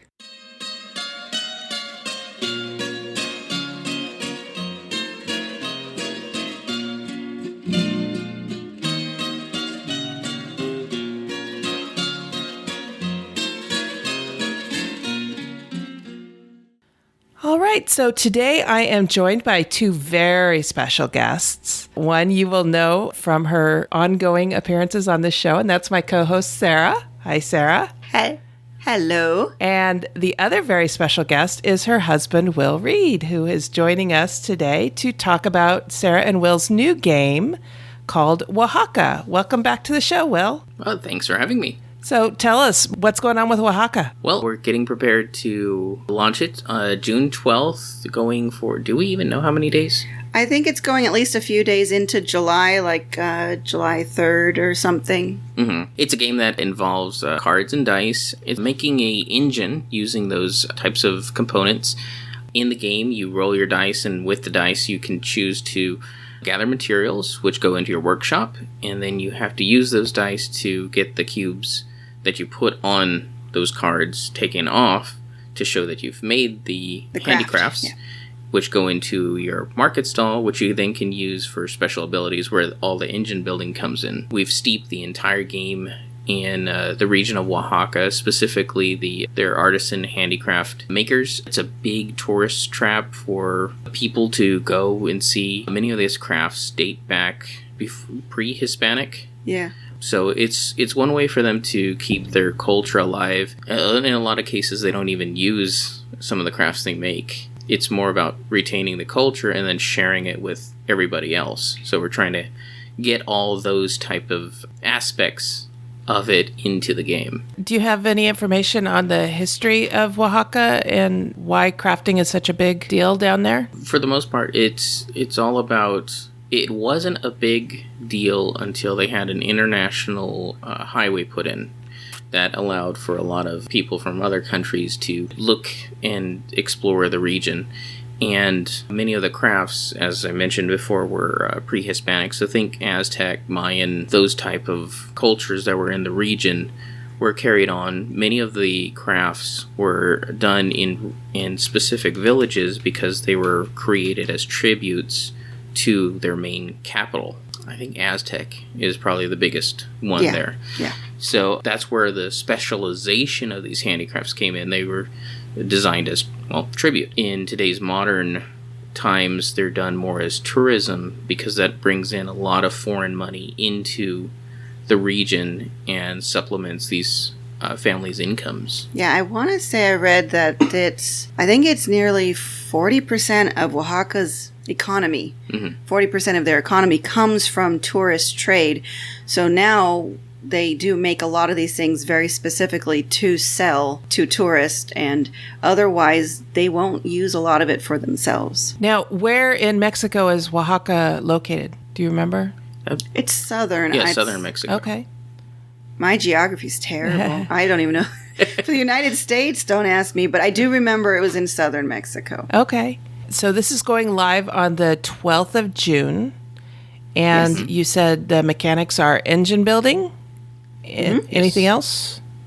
Well, you get some dice manipulation in there, so because you're rolling a lot of dice, and that is your main way to take actions, a lot of the cards will provide you ways to manipulate the dice, like changing the sides or re-rolling them and those type of things. But that's part of the engine building, is you're able to make the results that you want to get the crafts made into your market stall, because things in your market stall are worth points. That's how you win the game, by having the most valuable collection of crafts in your market stall at the end of the game. And so your whole process is gathering materials, putting them in your workshop, working on them till they're done, putting them in market stall, and then that's when they not only give you points for the end of the game, but then they give you the abilities that you can use. Neat. And I have seen some of the artwork on these cards, and it is beautiful. Who's your artist? Derek Bacon. Yes, Derek Bacon. Yeah, we actually looked at the Oaxacan art that comes from the region, and we didn't want to copy it exactly because we didn't want to infringe on anyone's intellectual property or things like that. So wanted to give a little bit of respect. In fact, we had to change some of our art when we found that one of the things that Derek copied was something that only one artist really did in the region. And so we got some advice from an importer that brought in a lot of Oaxacan culture and basically talked about, what's the right way to go about doing this. And to make it pop on the card, we made sure that Derek would stylize it in his style. So it does look a little bit more cartoony than normal, but that's so that, one, it pops in the game, but still is very representative of the actual arts. Okay. Now, I know for Project Dreamscape, that artist, Julie Okahara, was a friend of yours, right? Mm-hmm. Is Derek another friend, or how did you find him? Derek is Ben's friend. Ben's friend, because Ben did Tower, and Tower, the art in that is done by Derek. Did he do Baldrick's? I don't remember now. I don't think so. But I know that they were connected, I believe, through the Game Crafter, or if it wasn't through the Game Crafter, it was through Fifth Street Games. Yeah. Because the funny thing about Oaxaca is it really wasn't the original theme for the game. Oh? Yeah. No, the original idea was that you'd be all archaeologists digging in different areas to pull up types of artifacts. And then you'd study them instead of working on crafts, and then you put them in a gallery instead of your market stall. And halfway through the process of trying to figure out how to do the art, we realized because I should back up. I didn't want to make a generic archaeology game where you see, it's a pot shard, or that's a rusted coin, or that's an old-looking knife. I wanted actual historical references in the card. So I was finding things like the Amber Room in Russia was lost during World War II. The Lost Library of Ivan the Terrible, the Holy Grail, just a whole bunch of different rare things. Mm-hmm. That bordered a bit more on the mystical. On the mystical of, we have record that these things existed through texts and records, but nobody's actually seen them today, so we don't know if they really do exist or not. But that way, the game would have had a more real-world feel in that you were trying to rediscover, discover these things. And I mean, some of these things were fascinating. Mm-hmm. For example, there was a program in World War II called the Golden Lily, put out by the Japanese, where they had gone and taken much of the treasures of Southeast Asia. I think so. And they had buried them all over the Philippines. 47 vaults were recorded that we know of. One vault was found, and it had just tons of gold bars. It had a full gold Buddha statue that you took off the head and it was filled with diamonds. Oh, wow. So there's still like 46 vaults in there that are booby-trapped. And no one's found them. And no one's found them. The problem is, as intriguing as that is, how do you tell an artist, okay, draw this, but we don't know what it looks like? And then some of them, if they're a library, how do you fit a library on a mini card? Yeah. And a mini card that has to have information on it. So the space for a piece of art is tiny. And so we were going back and forth with Ben on, we really wanted something real world. And he's like, but how do I tell an artist to do this? And we're like, I don't know. That's your problem. That's your problem. Yeah, and previously he had been working on a Oaxacan style game, and everything he brought to the table, he wasn't happy with. It was mechanically, none of us were happy with it. We tried to work on it as much as we could, but he ended up shelving it when he started working on Project Dreamscape with us. And so he brought that idea up. He's like, well, what about the theme of Oaxaca, of crafting and putting them in your market stall? And we're like, sure, that works for us. Yeah, because the whole point is we wanted a real world based game. And he happened to have this theme that he had fallen in love with but could never find a home for. And when he brought it up, it just all clicked together. Yeah. And this is your publisher? Yeah, Ben Haskett, Undyne Studios. Yeah, we view it a bit more as a partnership, but he does take on all the business side of publishing, and he helps with the development as well, of course, of the games. And now he's doing the art direction. Like last time with Project Dreamscape, since Julie was our friend, and we had the ideas for the art, we communicated with her and we fleshed out the art with Julie. But this time, since it was actually Ben's theme and he knew Derek, so he took the art direction and took care of all that this time. Okay, neat. Is Ben also handling the Kickstarter for you? Yeah, he runs the Kickstarter, and now that they've got the opportunity to do collaborators, I'll be a collaborator on it and help him manage it and respond to people and that sort of thing. Yeah, because he's also made the relationship with the manufacturer we want to go with, the distributor, all the outlets and things that happen that don't interest us at all. So, Sarah, you're going to get to play with your Kickstarter addiction from the other side. Yes.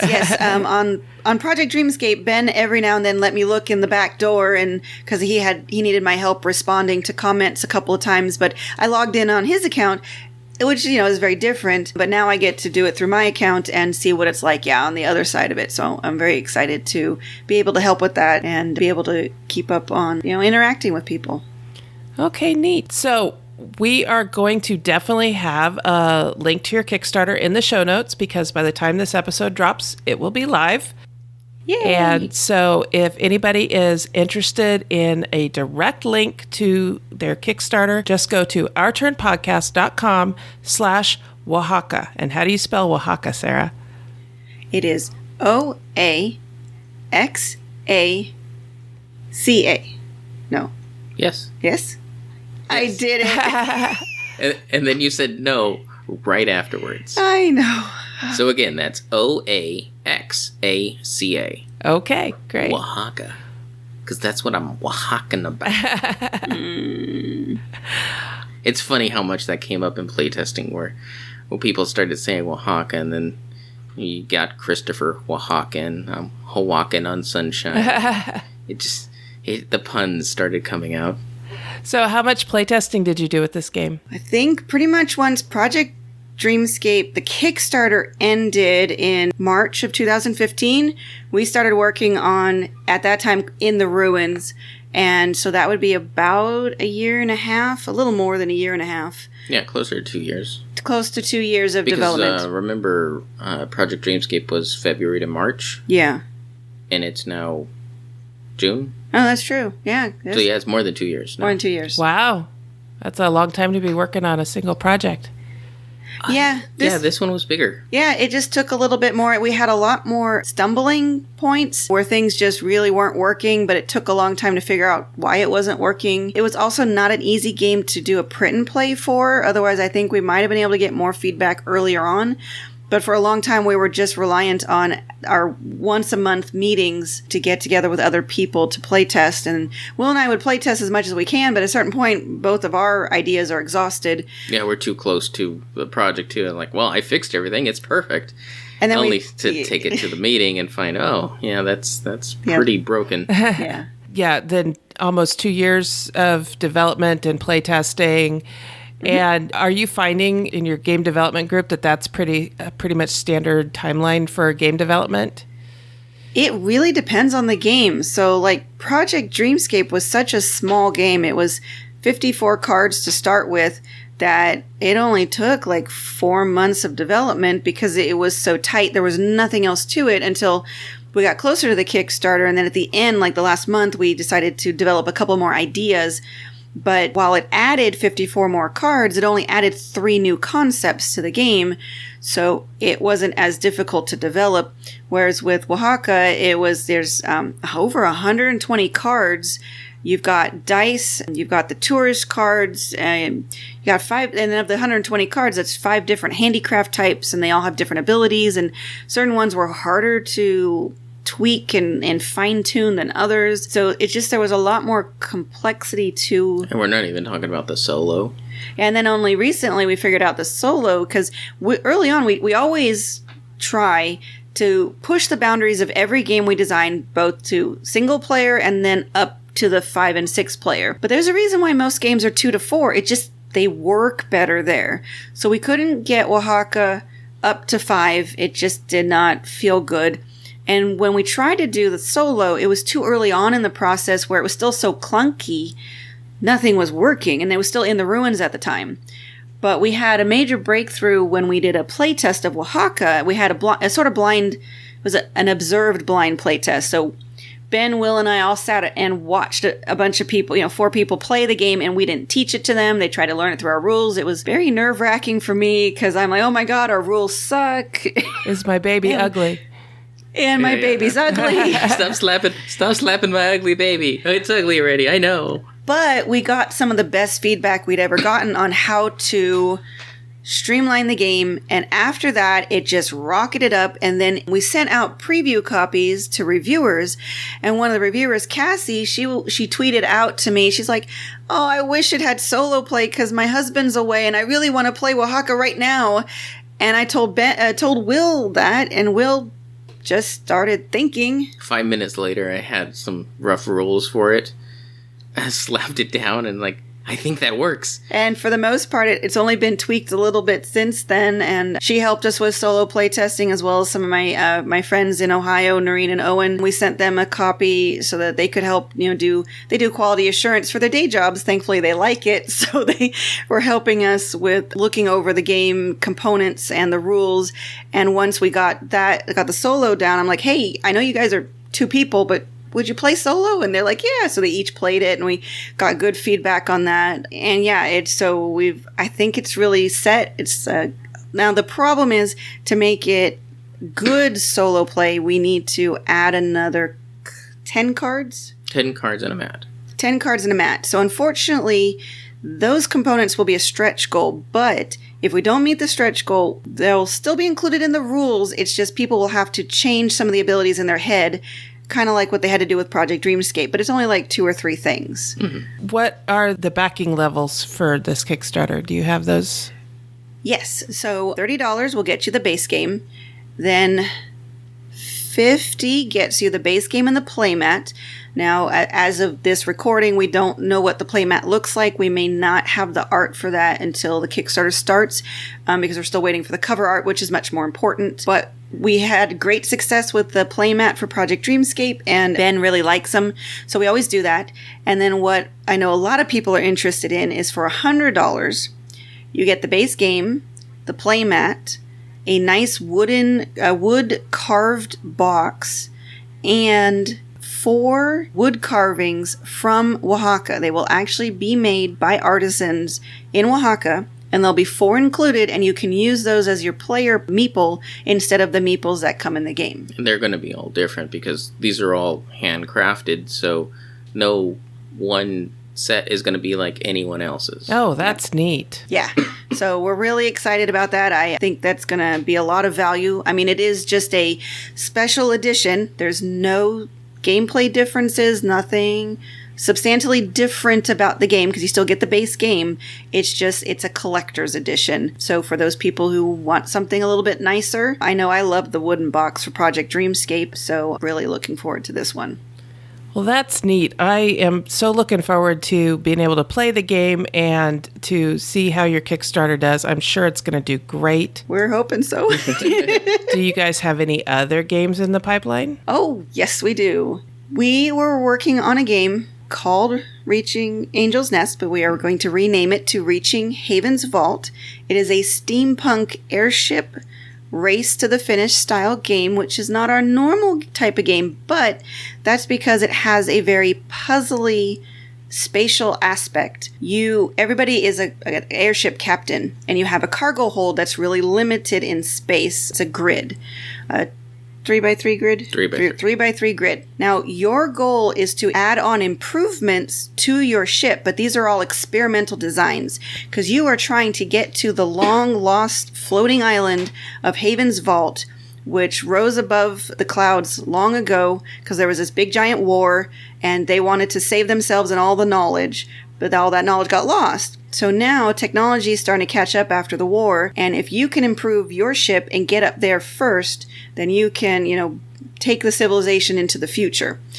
So you get cards that are improvement cards, and they will have resources on a grid, and you have to gain resources in the same pattern in the grid in your cargo hold. Once you match it, then you can build that card and it gives you an ability. It's one thing you'll find we like abilities. Engine building. Engine building is one of our favorite mechanisms. So for a while, that's probably going to be a reoccurring thing for us. We'll do different themes and different ways to do engine building, but we really like engine building. So then once you've built it, you're going to be able to raise your ship up some altitude as well as gain an ability that lets you manipulate. So you are constantly moving the resources around and off your board as you gain more cards to try to gain, make these improvements. And so whoever can gain to a certain altitude first will win the game. So you said you're improving an airship. Is that like a dirigible or a blimp? Yes. Yeah. Ah, okay. Yep. Or a wacky racer. Hanna-Barbera. Yeah, that would be two. Yeah. That would be two. Well, that sounds like fun too. Yeah, and so the interesting thing about this is Will's design. He built it all in his head, and then when I made the prototype, we sat down to play it, and it was too visual for him. Oh, no. Yeah, I can't really play test this game so well. But I play tested it plenty in my head, and I'm pretty happy with it.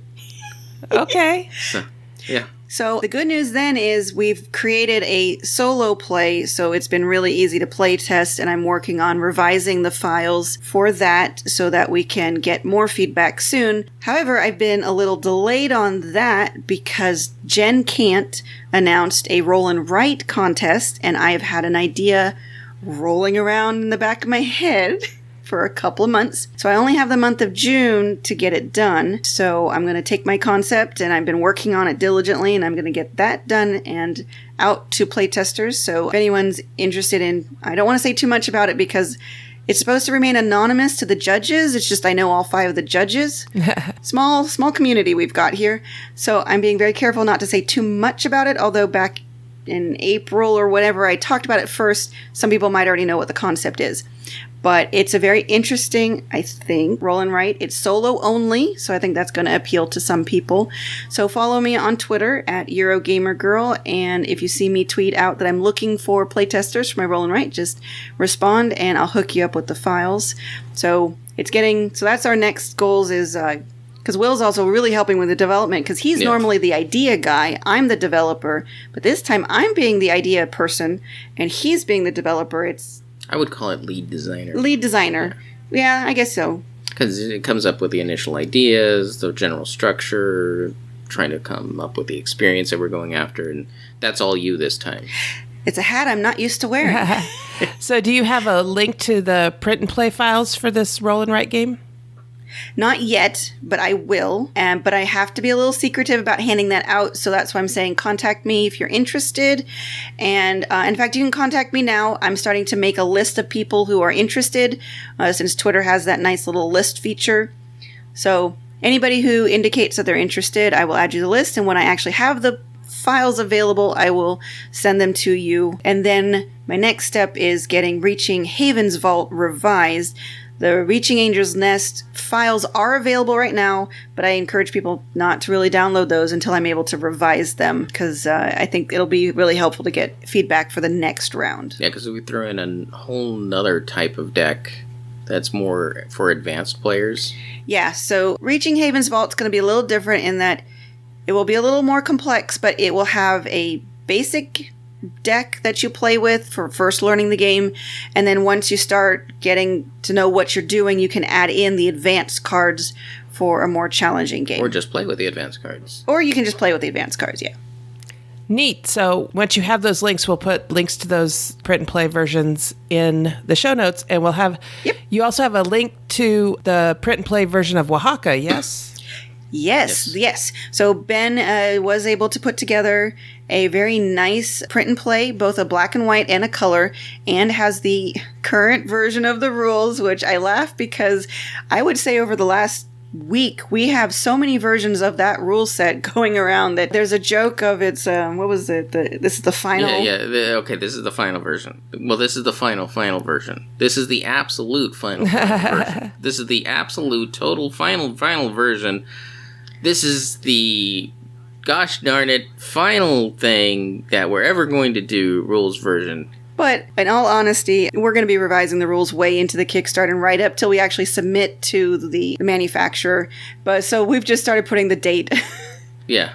Well, because like the final rules version 7, right? Yeah. Because like the print and play right now uses pip dice because people won't have the gadget dice, which are the dice that have just symbols that we're going to eventually use. So we have to have that rule set along with the rule set that we're going to make for the Kickstarter. And so working on 2 rule sets at the same time. Plus having the solo play rules written up. Plus one of the stretch goals is for a little extra deck for the wild side of the dice. So there's a lot of little extra components to add in eventually if we reach all the stretch goals. Yeah, because we want a rule set for just having the solo version. Then we have a rule set for, well, now the solo version has its components.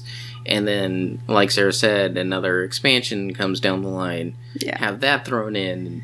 It's a lot of rules. I will have to say, out of everything I've learned about designing, rules are the worst thing you have to work on. Oh, wow. Everything else is a piece of cake compared to getting those darn rules right. And it's important to get those right because you can't sit there and teach everybody. No, yeah. I can't drive or fly or teleport to everybody's house and teach them. I wish I could. It would be so much easier. Although one of these times I probably just want to have like a QR code on a little slip of paper. And that's going to be one of the requirements is you have to like scan it in or go to this website to see a video. Yeah. And I'm not even going to bother with rules anymore. Well, there's actually a lot of people that have started doing that. Well, more is still supplement. They aren't replacing their rules. But anyways. Okay, great.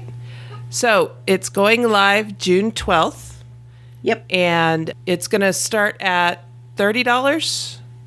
Yeah, $30 will get you. Yeah, $30 will get you the base game. Excellent. And the print and play is free right now. And the print and play is free right now, so people can at least download it, look at it, because it's sure darn pretty art, and you can read over the rules, which is the best version we have right now, to hopefully learn how it plays. Neat. All right, well, we will have all of this in the show notes, and that will be at ourturnpodcast.com/episode 33. And if you want a direct link to the Kickstarter, it's ourturnpodcast.com/Oaxaca. And we will have that in the show notes as well. So thanks for coming on, Sarah and Will. And you're welcome. And sharing your Kickstarter with us. Thanks for having us on. And good luck. Thanks. Thanks.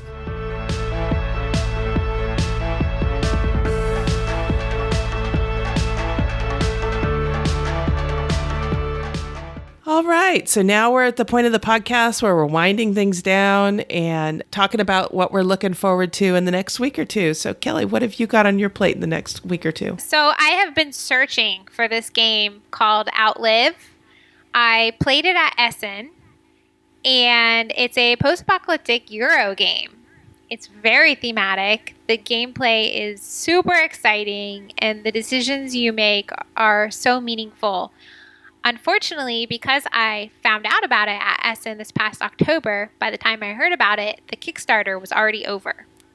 I hate when that happens. Yeah, I tried so hard for them to just take my money at the booth, but sadly they wouldn't. I don't think a lot of people know about this game, which is unfortunate because it was my favorite game out of Essen. And I've been stalking the updates on Kickstarter. I'm hoping they do a re-release soon. I'm also hoping that maybe someone will have a copy of it at Dice Tower next month. So we'll see. I really want to play it again, and I've emailed them asking if there's any way I can get a copy. That's what I've been looking forward to. Hopefully I'll get to play Outlive soon. Be checking Board Game Geek to see if I don't anybody know, wants to because it's trade or going sell for like their copy. over $200 on eBay. So yeah, it's the people who do know about it know it's a hot number. So I really missed the ball on that one. I wish I would have found out about it sooner. Other than that, I am going to be starting my own Kickstarter in the next couple weeks that I'm excited. Yeah, I'm excited, but I'm also very nervous. Oh, how exciting. So we'll see, because it's the first time I've done a Kickstarter before. So that's coming up soon-ish. And what's the name of the game so people can keep an eye out for it? It's called Swipe Right. Kind of like if you think of on a dating app, like you're swiping right on a match that you like. So that's the theme. It's a light strategic matchmaking game that simulates the dating world of popular apps like Tinder and OkCupid, but it's more like a humorous, quirky type of game. The mechanics are drafting and auction, and it plays up to 10 players, which is really cool. It also, so it can accommodate a lot of people. It also plays a lot like Seven Wonders, where you're all playing at the same time. So that's pretty neat. Yeah, so I'm going to try self-publishing that one myself after the Hasbro competition ended with my Chibi Quest. I learned a lot about the industry because I had to do a lot of it myself with finding an artist and finding someone to print the game and all of that kind of stuff. So I kind of already know how to do it now, and I decided I'm just going to try it and give it a go and see what happens. So that's coming up very soon. Yeah, so Swipe Right. Okay, great. All right, so when are you looking to do your Kickstarter? I'm hoping to try to start it in the next couple weeks. I'm still finalizing some stuff. I was trying to get it started by the end of June, but it's looking more like the beginning of July. Okay. Well, we will definitely mention it on the show and have you back if you'd like to come and talk about it. Sure, yeah. That'd be fun. And we'll definitely put links to it in the show notes when the Kickstarter goes live. Thanks so much. I am looking forward to Sarah's next new game coming out called Oaxaca. Sarah's been talking about it and hinting about it for quite some time here on the show. And as you heard in the interview with her and Will earlier, it is about to go live. And so I hope everybody will check out the show notes for the link to the Kickstarter so that they can go and back her game. It looks beautiful. Mark and I were going to go play Oaxaca with her and Will last Friday, but unfortunately I messed up my back Friday morning, and it's only today is the first day I've been actually able to sit up to the computer. So I wasn't able to go play. Sitting and playing games with Mark last night at the table was a bit of a trial. So I'm glad my back is finally starting to loosen up a little bit. But we're definitely going to reschedule to go over and play Oaxaca because I've been looking forward to this game for as long as Sarah's been talking about it. And it looks beautiful. The artwork is lovely. We'll have some photos of it in the show notes and definitely a link to their Kickstarter. So I'm really looking forward to Oaxaca. I'm also looking forward to getting my Firefly role-playing game group together. We haven't met in a few months. Things have just been really busy for everybody. We've had people moving, people planning weddings. We've had some people with health issues. So it just hasn't been a good time to get everybody back together. But now people are starting to come into our Facebook group that we have set up for this game and saying, when are we getting back together? When are we getting back together? So I need to come up with the next chapter in the story and schedule a time to get everybody back together. One of my players found an app that we're trying out, and it is called Time Tree. And so we're using that to try and coordinate our schedules for this game. So if it works out for this game, I can think of a couple of different things I might use that app for. That's what I've got going on. That's super fun. I'll have to be on the lookout for that Kickstarter coming out. And also, I've followed her on Twitter, so I'm sure I'll hear about it. Oh, I'm sure. So are you a DM for the Firefly role-playing game? Oh, that's cool. Yes, yes, I'm the GM. Nice. And I have, I want to say 8 players. So it's a big game. And it's the first game I've GM'd.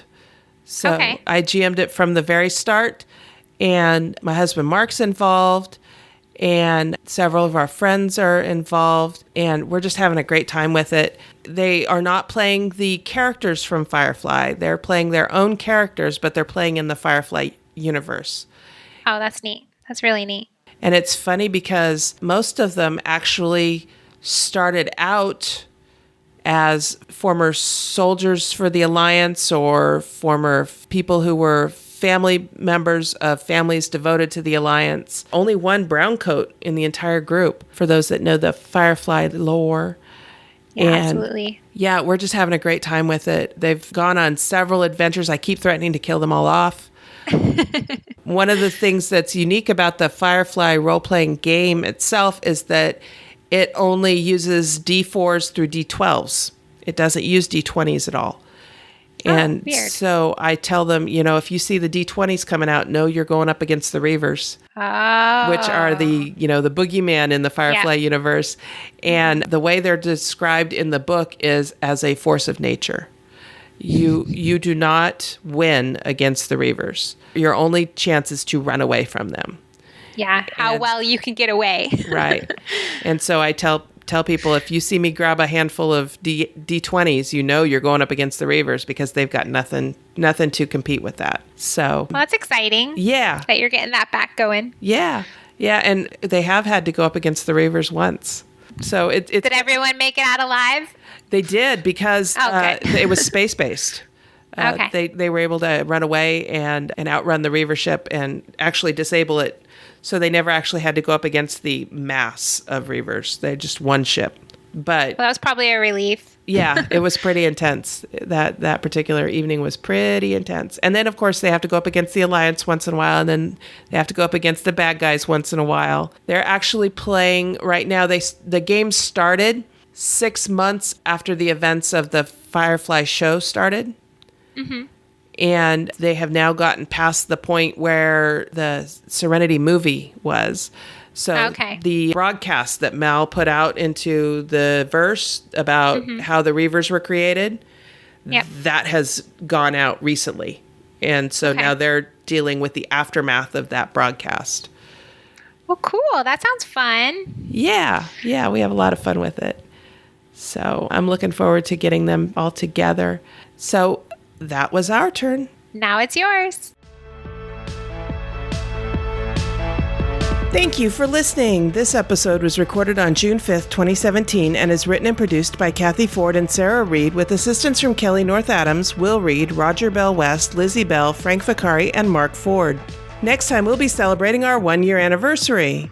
We want and encourage your questions, comments, and feedback. Please call 916-426-2873 and leave us a short voicemail or send an email to feedback@ourturnpodcast.com. Our theme music was composed by Adriana Crickle.